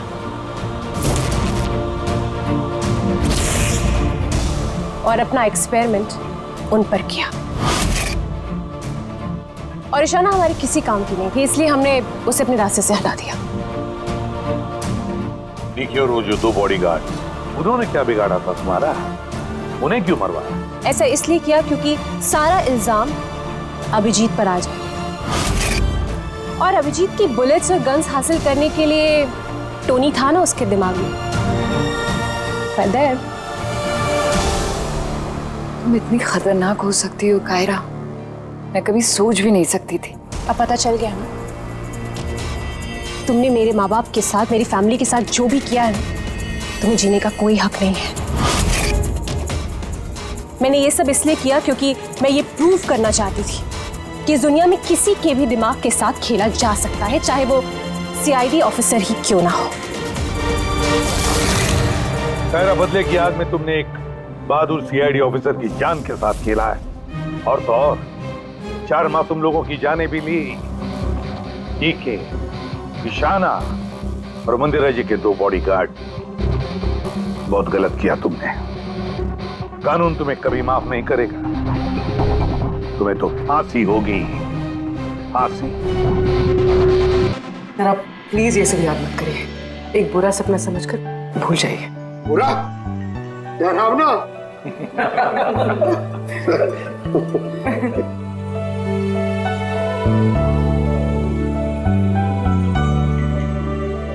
बस मैं बोलता हूँ कि चलो, केस तो सॉल्व हो गया ना? हाँ, केस तो सॉल्व हो गया, लेकिन क्या? बस अभिजीत के दिमाग में जो टोनी को प्लांट किया गया था, वो मकसद पूरा हो गया। फिर? अब उसे कोई ट्रिगर्स नहीं आएंगे, कोई कारा की आवाज सुनाई नहीं देगी, जिसकी वजह से अभिजीत टोनी बन जाता था। हाँ, लेकिन बॉस, लेकिन क्या? बस बात यह है कि टोनी अभिजीत के दिमाग में से कभी नहीं जाएगा। क्या? टोनी अभिजीत की पर्सनैलिटी का हिस्सा बन गया है बॉस। कोई नहीं जानता वो कब, कैसे, कहां सामने आ जाएगा।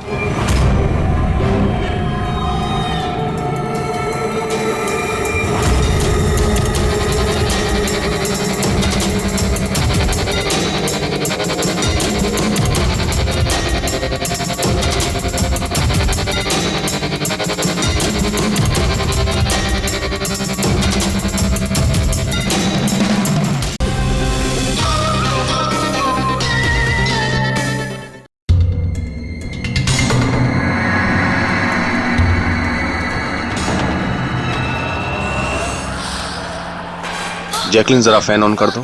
Okay boss. वहां से कुछ लेके तो नहीं आए?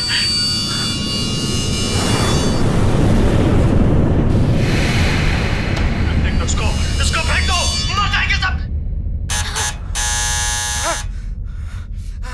खाले, अरे देख क्या रही है? खाले, 10 दिन से नहीं खाया। अरे खा ले नहीं तो मारूंगा।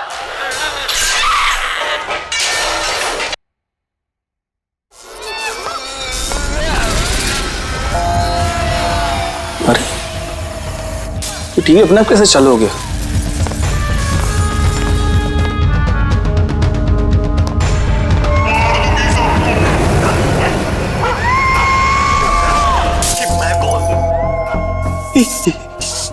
ये सब हो क्या रहा है?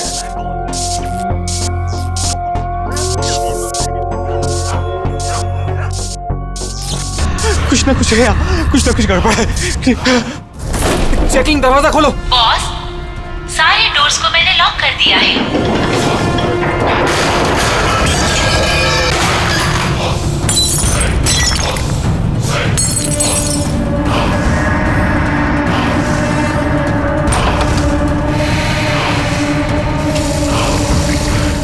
Laptop, laptop, laptop. ये ऑन क्यों नहीं हो रहा?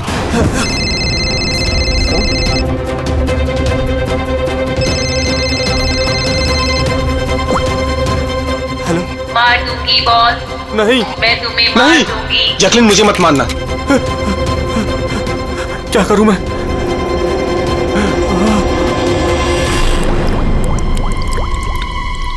ये पानी।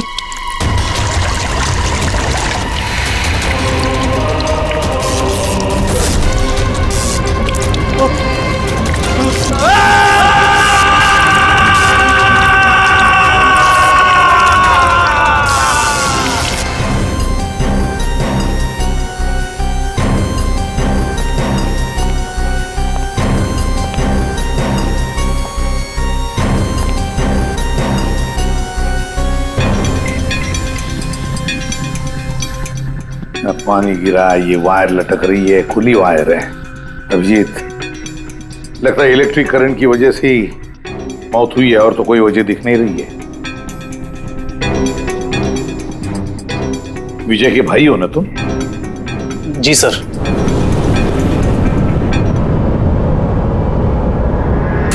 सर, बॉडी पे तो ना कोई चोट है ना ही जख्म का निशान है। पंकज, बॉडी को फोरेंसिक लैब भेज दो। मगर सर कोई हादसा नहीं है सर। सर मेरे भाई का मर्डर हुआ है, मर्डर। देखिए, इतने यकीन के साथ कैसे कह सकते हो कि तुम्हारे भाई का खून हुआ है? क्या शक है तुम्हें किसी पर? किसने किया होगा ये? हाँ भैया, के एक नहीं बल्कि हजारों दुश्मन है सर। हजारों दुश्मन? ये तेरे कांच का टुकड़ा, ये वास का टूटा हुआ हिस्सा सर ऐसे देख के लगता है कि कोई जबरदस्ती इस घर के अंदर घुसा है। वैसे निधि जी, विजय की दुश्मनी किसके साथ थी? विजय के फैक्ट्री के मजदूर कई दिनों से नाराज थे उन पर, और उन्होंने कई बार उन्हें जान से मारने की धमकी भी दी थी सर। लेकिन आपके घर में कोई घुसेगा भी कैसे? देखिए, इतनी टाइट सिक्योरिटी है, अलार्म सिस्टम है, सीसीटीवी कैमरास हैं। Yes sir, it's a smart home. हाँ सर, इन्होंने बताया था यहाँ पर हीटिंग, एसी, लाइटिंग, वेंटिलेशन सब कुछ रिमोट पे चलता है। अच्छा, फिर तो निधि जी एक और सवाल उठता है कि इतने टाइट सिक्योरिटी वाले हाईटेक घर में, ये स्मार्ट हाउस में, ये कोई जबरदस्ती अंदर घुस कैसे आया? पता नहीं sir. Nidhi ji, CCTV camera का फुटेज देखना चाहते हैं हम।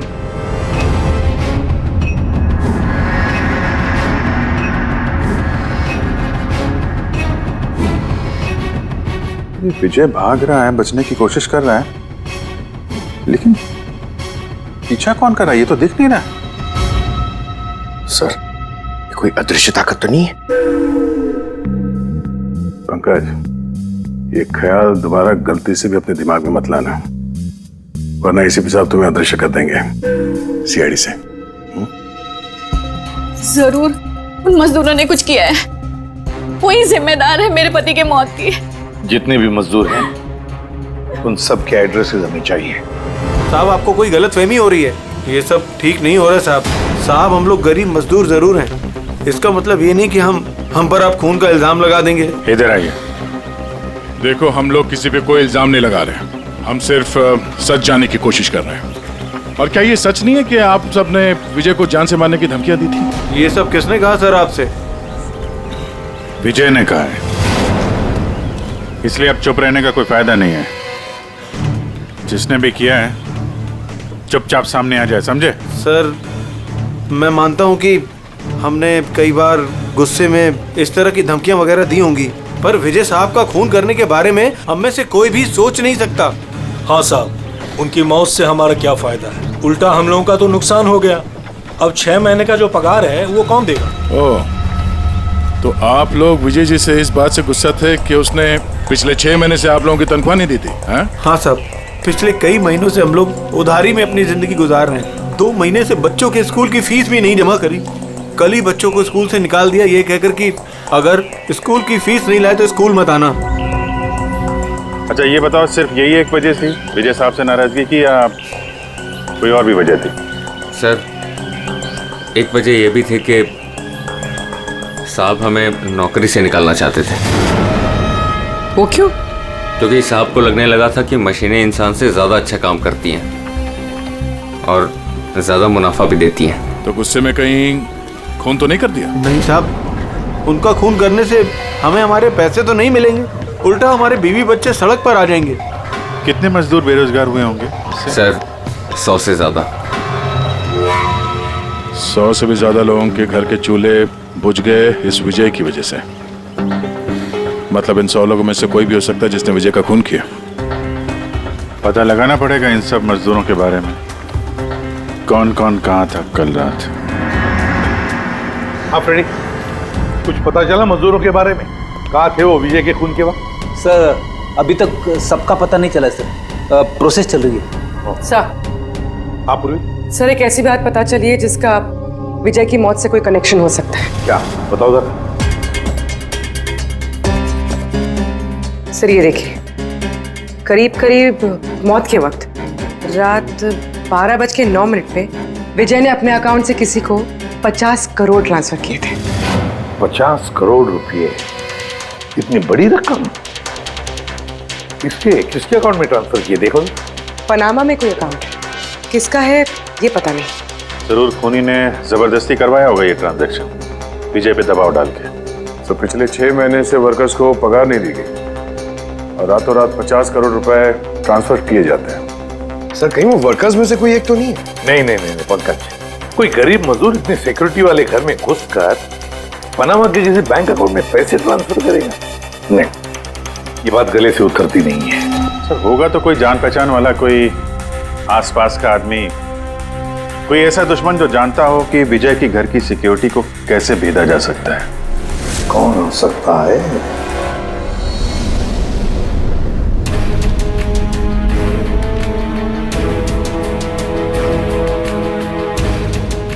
जैकलिन, अरे भाई बहुत गर्मी लग रही है, जरा एसी का टेम्परेचर 20 कर देना। कर दिया है बॉस।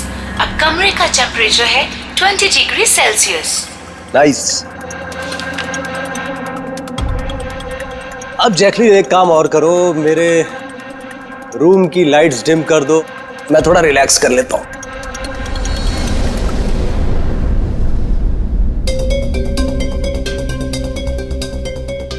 जैकलिन, अरे तुम्हें याद है ना कल मेरी दुबई में मीटिंग है? यस बॉस, मीटिंग की पूरी तैयारियां हो चुकी हैं। अच्छा ये बताओ दुबई का टेम्परेचर कल कैसा रहने वाला है? वैसे तो कल दुबई का टेम्परेचर 21 डिग्री सेल्सियस है, मगर बॉस आपका टेम्परेचर बर्फ से भी ज्यादा ठंडा होगा। क्या मतलब? मतलब बॉस, लाश का टेम्परेचर ठंडा होता है। What? लगता है तुम्हारे सॉफ्टवेयर के साथ किसी ने छेड़छाड़ की है। ऐसा भद्दा मजाक?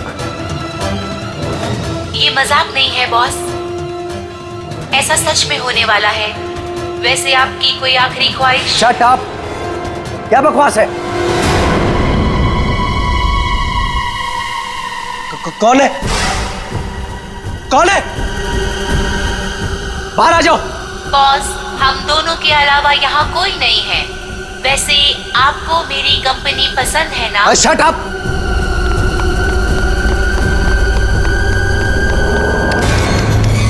कोई फायदा नहीं है बॉस, सारे डोर्स को मैंने लॉक कर दिया है।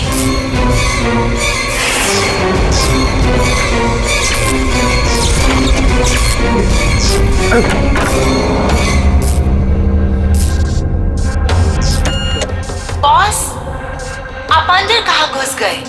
चलो बाहर आ जाओ। कौन है तुम?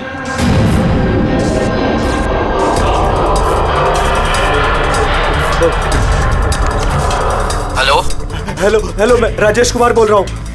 मेरी जान को खतरा है। आप लोग जल्दी से मेरे घर पे आ जाइए प्लीज। खोलो जैकलिन, खोलो। बॉस, दरवाजा तभी खुलेगा जब आप मेरी एक बात मानोगे। बोलो तुम्हें क्या चाहिए? क्या चाहिए बताओ, मैं तुम्हें दूंगा। ठीक है, तो अब अपना लैपटॉप खोलो। लैपटॉप? हाँ, बोलो। उसकी स्क्रीन पे एक बैंक अकाउंट नंबर दिखेगा। है, नंबर है। अब इस अकाउंट नंबर पे 50 करोड़ ट्रांसफर करो। 50 करोड़? वो भी इतनी बड़ी रकम? 50 करोड़ आपकी जान से ज्यादा है क्या? नहीं, मैं दे दूंगा। मैं तुम्हें 50 करोड़ दे दूंगा। ट्रांसफर कर रहा हूं।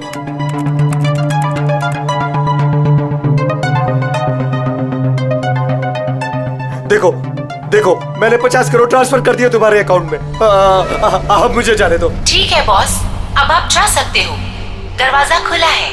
अरे वाह, दरवाजा खुला है।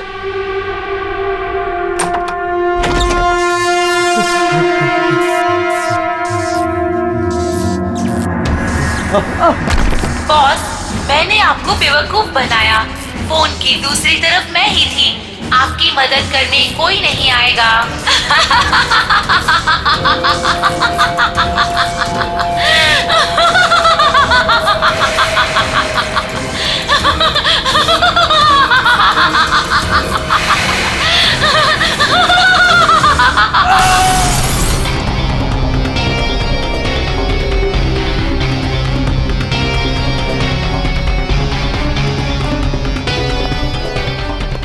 सर, ये झूमर का हुक तो बराबर है सर।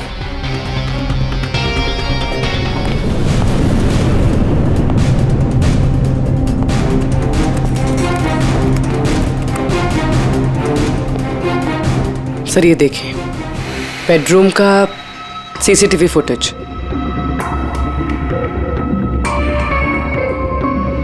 ऐसा लगता है किसी से बचने के लिए ये बाग के कमरे में गया और फिर दरवाजा लॉक कर लिया। एक बार इस राजेश की वाइफ से बात करते हैं।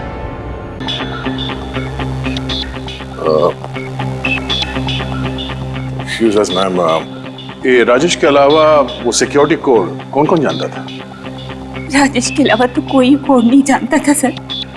यहाँ तक कि उन्होंने मुझे भी कभी नहीं बताया था। सर, ये खूनी को कोड कैसे पता चला और वो अंदर आया कैसे? एक मिनट, ये तो ठीक वैसे ही डिवाइस है जैसे किसी के घर में था। राजेश को मॉडर्न टेक्नोलॉजी से बहुत लगाव था। मशीन, गैजेट्स वगैरह सबसे हमेशा अप टू डेट रहते थे। इस घर को स्मार्ट होम बना दिया था उन्होंने। हर मशीन को उनकी वर्चुअल असिस्टेंट जैकलिन ऑपरेट करना जानती थी। एक और कॉमन चीज है विजय और राजेश के बीच में, टेक्नोलॉजी से लगाव। मैंने एक मैगजीन में पढ़ा था कि राजेश इस बात का समर्थक है कि मशीनों को ऑफिसेज और फैक्ट्रीज में इंसान को रिप्लेस करना चाहिए। और उन मजदूरों को भी इसी बात से तकलीफ थी विजय के साथ। मैडम, अकाउंट डिपार्टमेंट से फोन आया था कि राजेश सर के अकाउंट से 50 करोड़ रुपए गायब हो गए हैं।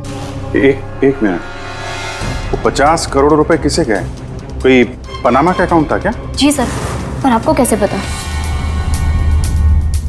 यार ऐसा लगता है कि ये विजय और राजेश का खूनी कोई एक ही है जो अमीर लोगों को अपना निशाना बना रहा है। अगर जल्दी नहीं रोका गया तो न जाने कितने खून होंगे। चलो रघु को भी बताते हैं। चलो आ जाओ आ जाओ आ जाओ।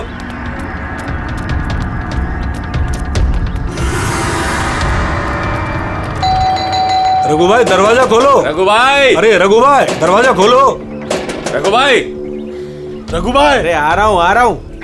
क्या हो गया? कौन सी आफत आ गई? अरे क्यों दरवाजा तोड़ रहे हो? रघु भाई इधर आओ। कहाँ लेके जा रहे हो? आफत नहीं, दौलत आ गई है, दौलत। मतलब? अरे मोबाइल चेक करो अपना। मैसेज पढ़ो, मैसेज।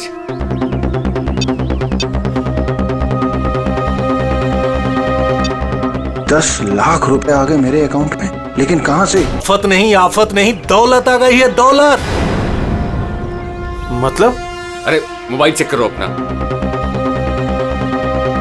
$10 लाख आ गए मेरे अकाउंट में, लेकिन कहां से? ये मेरे अकाउंट में किसी ने 10 लाख रुपए डाले? सिर्फ आपके अकाउंट में नहीं भाई, हम सब के अकाउंट में 10-10 लाख रुपए आ गए। 10-10 लाख। रघु भाई माला माल हो गए हम सब। अब ना जिंदगी का कोई भी सपना अधूरा नहीं रहेगा। मैंने तो सोच लिया भाई, एक महंगी सी गाड़ी लूंगा। और मैं अपनी बीवी को लेकर विदेश जाने वाला हूँ बस। एक मिनट, ज्यादा हवा में मत उड़ो तुम लोग। इतना सारा पैसा हमारे अकाउंट में आया कहाँ से? अरे क्या फर्क पड़ता है, कहीं से भी आया हो। मुझे तो कुछ ठीक नहीं लग रहा है।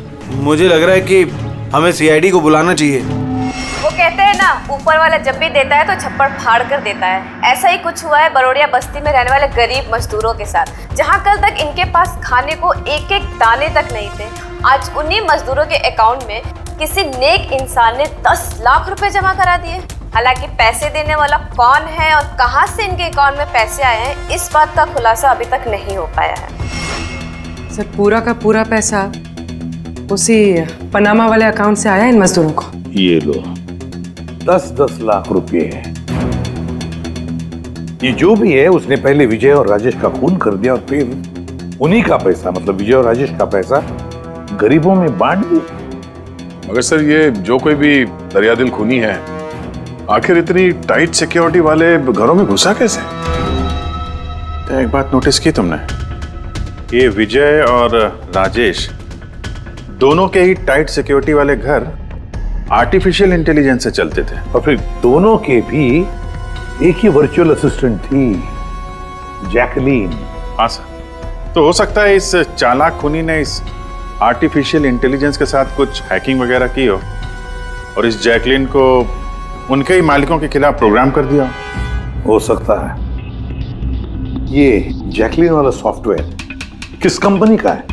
सर, मशहूर कंपनी BOT टेक्नोलॉजीज के मालिक मिस्टर अरविंद, ये जैकलिन उन्हीं की उपज है। आई सी। तो इस जैकलिन के पीछे अरविंद है। अरविंद, आगे से मुझे किसी भी तरह के एक्सक्यूजेस नहीं चाहिए। Be serious towards your work. सरविन जी, हम लोग CID से हैं। आपसे कुछ सवाल पूछना है। सॉरी, इस वक्त मैं थोड़ा बिजी हूँ। तुम लोग कल शाम को 5 बजे आना। मिस्टर अरविंद, ज्यादा ओवर स्मार्ट बनने की कोशिश मत करो, समझे? दो खून हुए हैं। ये तो शुक्र है कि हम तुमसे बात करने यहाँ पर आए हैं, वरना आगे की पूछताछ CID ब्यूरो में भी हो सकती है। बात समझ में आई? अब आप लोग आइए ना, बैठिए ना। क्या लेंगे, चाय कॉफी? अरे तुम लोग यहाँ खड़े क्यों, जाओ चाय कॉफी। वर्चुअल असिस्टेंट जैकलिन जो आर्टिफिशियल इंटेलिजेंस से चलती है, आपने बनाई है? जी हाँ, मैंने ही बनाई है और मुझे अपने क्रिएशन पर गर्व है। इनफैक्ट मैं तो कहता हूँ कि आप CID वालों को भी ब्यूरो हटाकर स्मार्ट ब्यूरो बना लेना चाहिए और ये अपने हवलदारों को निकालिए, हैं? और अपने जितने भी ये मर्डर केसेस है उसे सॉफ्टवेयर से सॉल्व कीजिए। नहीं? तो तुम्हें लगता है कि सॉफ्टवेयर से ये मर्डर केस आसानी से सॉल्व हो जाएंगे? बेशक। तो फिर ये भी हो सकता है कि इस सॉफ्टवेयर की मदद से कोई खूनी खून भी कर सकता है। क्यों? मैं कुछ समझा नहीं। तुम्हारे कई क्लाइंट्स इस्तेमाल करते हैं ना ये वर्चुअल टेक्नोलॉजी, वर्चुअल असिस्टेंट। तो क्या ये मुमकिन नहीं है कि उसे हैक कर दिया जाए और हैक करने के बाद इस वर्चुअल असिस्टेंट से अपने ही मालिक को मार दिया जाए? इस टेक्निक का इस्तेमाल मैंने जैकलिन बनाने में किया है। हैक होना तो इम्पॉसिबल है।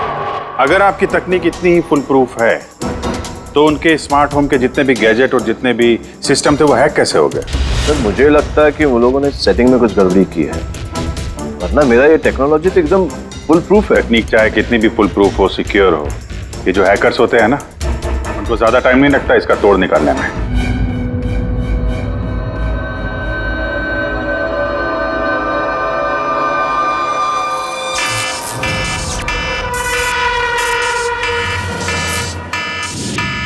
सिक्योरिटी अलार्म, लगता है घर में कोई चोर घुसा है।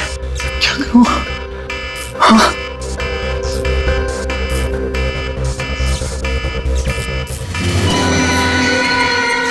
ओह माय गॉड, इसके पास तो गन भी है।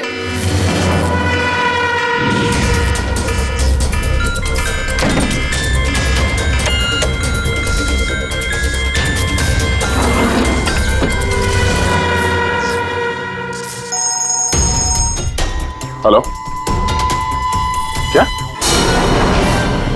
ठीक है, हम लोग अभी वहां पहुंचते हैं। JKH सिक्योरिटी अलार्म कंपनी, उनका फोन था। लगता है इनकी महान टेक्नोलॉजी फिर से हैक हो गई है। शायद वो मशहूर जर्नलिस्ट संजीव, उसके घर में कोई घुस गया।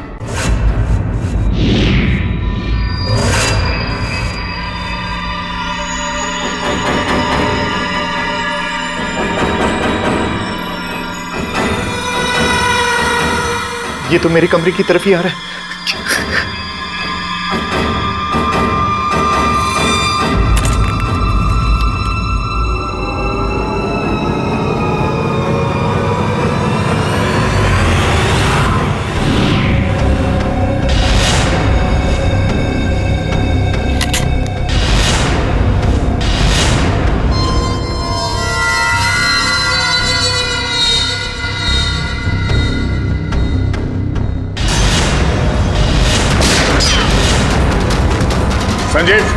संजीव गोली मत चलाना, हम लोग CID से।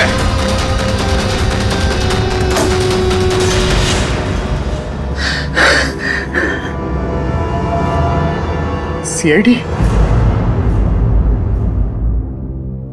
सॉरी सर, मुझे माफ कीजिएगा। मुझे लगा कि आप लोग उस मुजरिम के साथी हैं जो इस घर में आए हैं, लेकिन थैंक यू वेरी मच। आप लोग आ गए, इसके लिए मैं बच गया, वरना वो तो मुझे मार देता। कौन मार देता? यहाँ पे तो कोई नहीं था। किसकी बात कर रहे हो तुम? सर, वो यही था, दरवाजे पर तो था। देखा नहीं आप लोगों ने? दरवाजे के बाहर? हम तो वहीं से आ रहे हैं और आने का रास्ता यही है। हमने तो किसी को नहीं देखा। ये क्या चक्कर है? ऐसे कैसे हवा में गायब हो गया? जैकलिन माय स्वीटहार्ट, आज का दिन बहुत ही अच्छा रहा, बहुत ही मजा आया मुझे। अच्छा ये तो बताओ पहले मेरी जान कि मेरा आज का वर्कआउट कैसे रहा? हाँ देखो देखो। बहुत बढ़िया बॉस, आपने 650 कैलोरीज बर्न की और आपका मैक्सिमम हार्ट रेट था 160 बीपीएम। ओए होए, इसका मतलब मैं पहले से ज्यादा पतला हो गया है और हैंडसम भी, इज इट? हाँ बॉस, आप पहले से काफी जवान भी लग रहे हैं। अच्छा, यू नॉटी गर्ल जैकलिन। अब इसे मैं माइक्रोवेव में रख देता हूँ। ये रखा मैंने।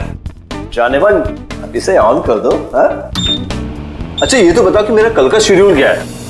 बॉस, कल तो आपकी कोई भी मीटिंग नहीं है। क्या बात कर रही हो? लेकिन कल का दिन तो मेरा बड़ा बिजी होना था। एक बार फिर से चेक करो। कर लिया बॉस, कल आपकी कोई भी मीटिंग नहीं है क्योंकि आज का दिन आपकी जिंदगी का आखिरी दिन है।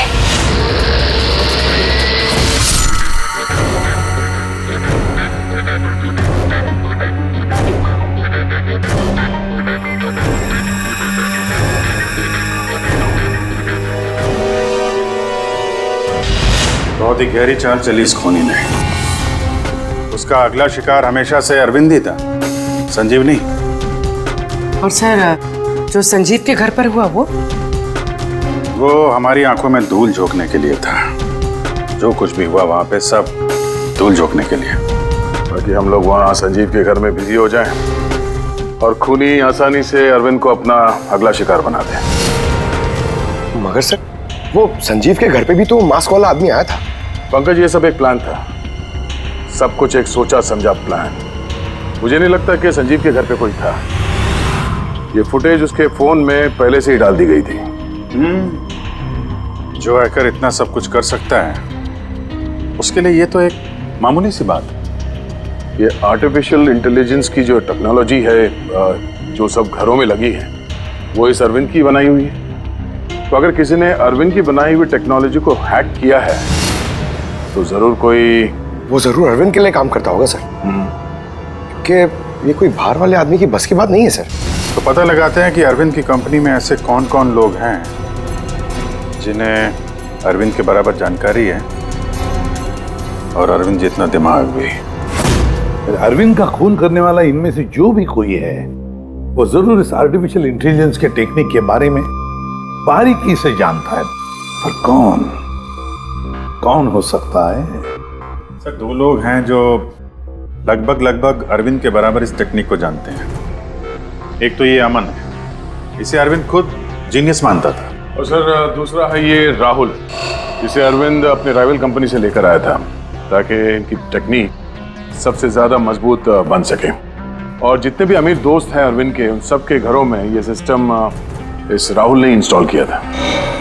और इससे पहले कि ये खूनी किसी और अमीर आदमी को अपना शिकार बनाए, हमें उससे एक कदम आगे रहना पड़ेगा। सर, मुझे लगता है खूनी का अगला निशाना मेघना हो सकती है। मेघना? हाँ सर, ये मिस्टर अरविंद की बहुत पुराने क्लाइंट है, अमीर है और आर्टिफिशियल इंटेलिजेंस टेक्नोलॉजी की बहुत बड़ी सपोर्टर। पूरी एक काम करो, जब तक खूनी पकड़ा नहीं जाता तुम इस मेघना के साथ रहोगी, और अभिजीत, दया, इस अमन और राहुल पर कड़ी नजर रखो।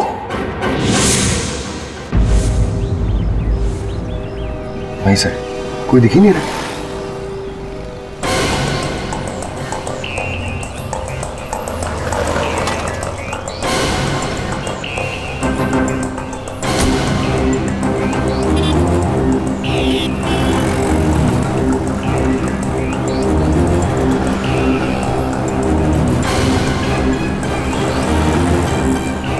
सर, राहुल।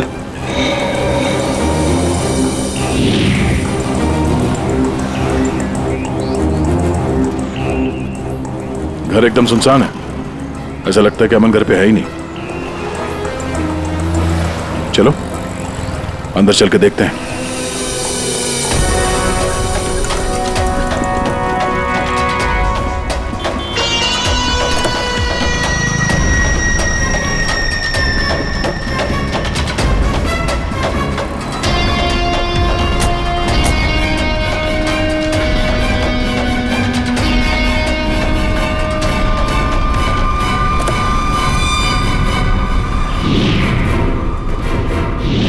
राहुल, तो तुमने मदद की नरेश की उसके भाई का खून करने में?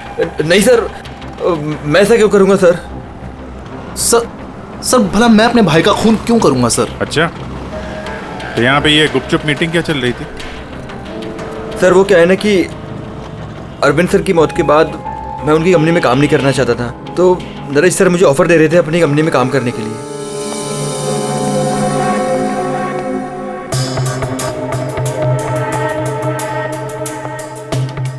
सर ये देखिए, 1 2 3 4 5 मॉनिटर सर। लगता है ये कंप्यूटर बहुत तगड़ा है। देखते हैं इस तगड़े कंप्यूटर में क्या क्या डेटा छुपा हुआ है।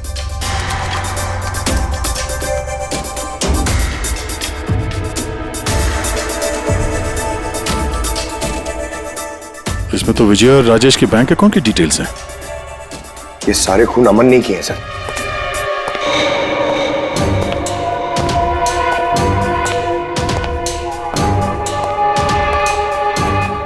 नमस्ते।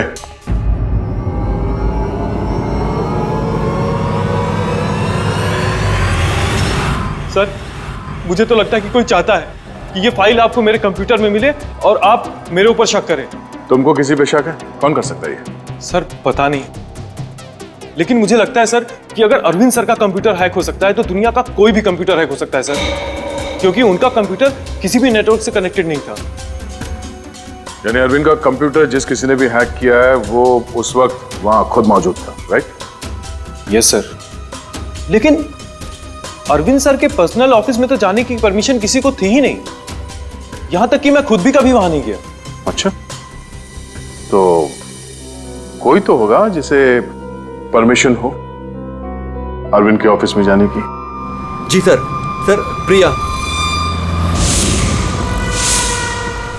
प्रिया कहाँ रहती है वो?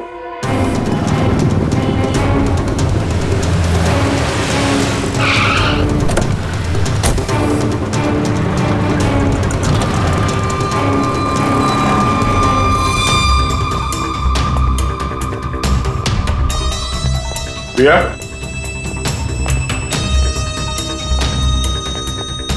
प्रिया?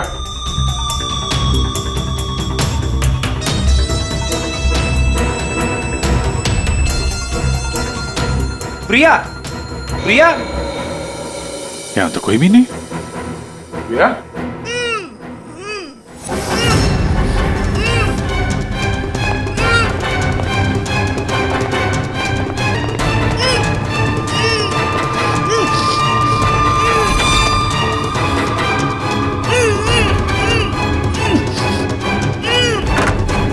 प्रिया? प्रिया,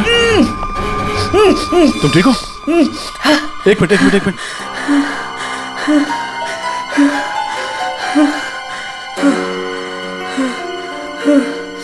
किसने किया ये सब है? उठो बाहर आओ।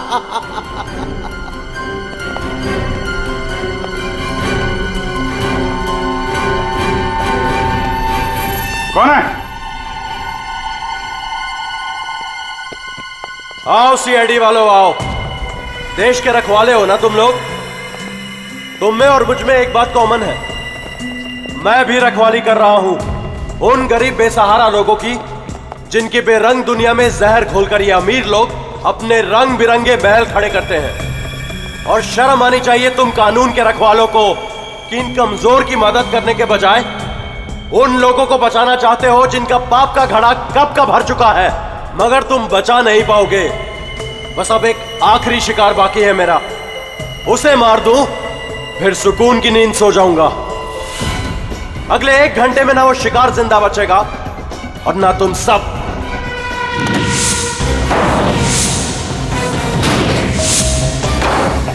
अरे ये क्या?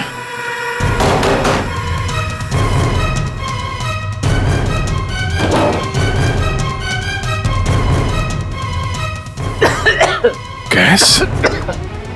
ओह नो। ये क्या? जहरीली गैस।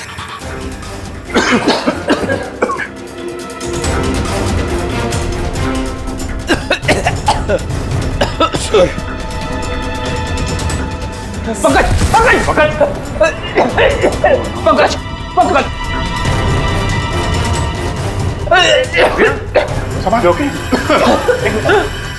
बाहर जाने का कोई और रास्ता दिख ही नहीं रहा।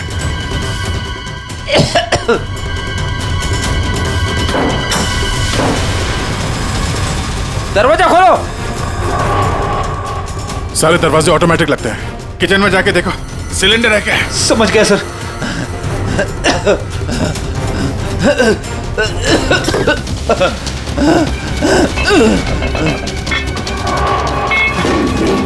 चलो पीछे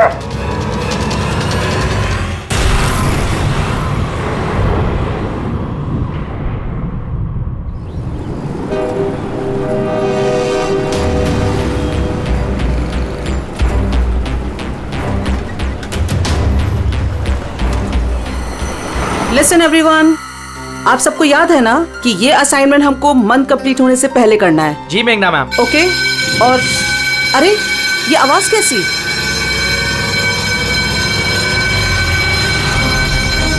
शायद आग लगी है मैम, धुआं भी आ रहा है। Come on fast, move everyone, चलो जल्दी निकलो जल्दी। अरे वो गिर गई, उसको उठाओ कहीं, जल्दी जल्दी जल्दी।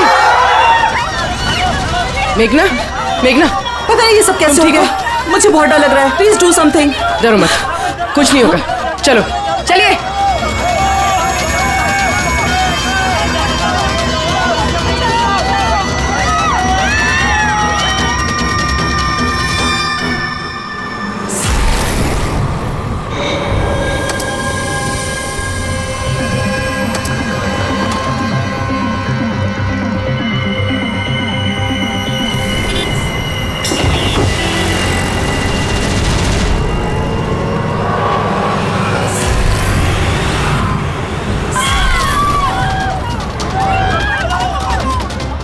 चले।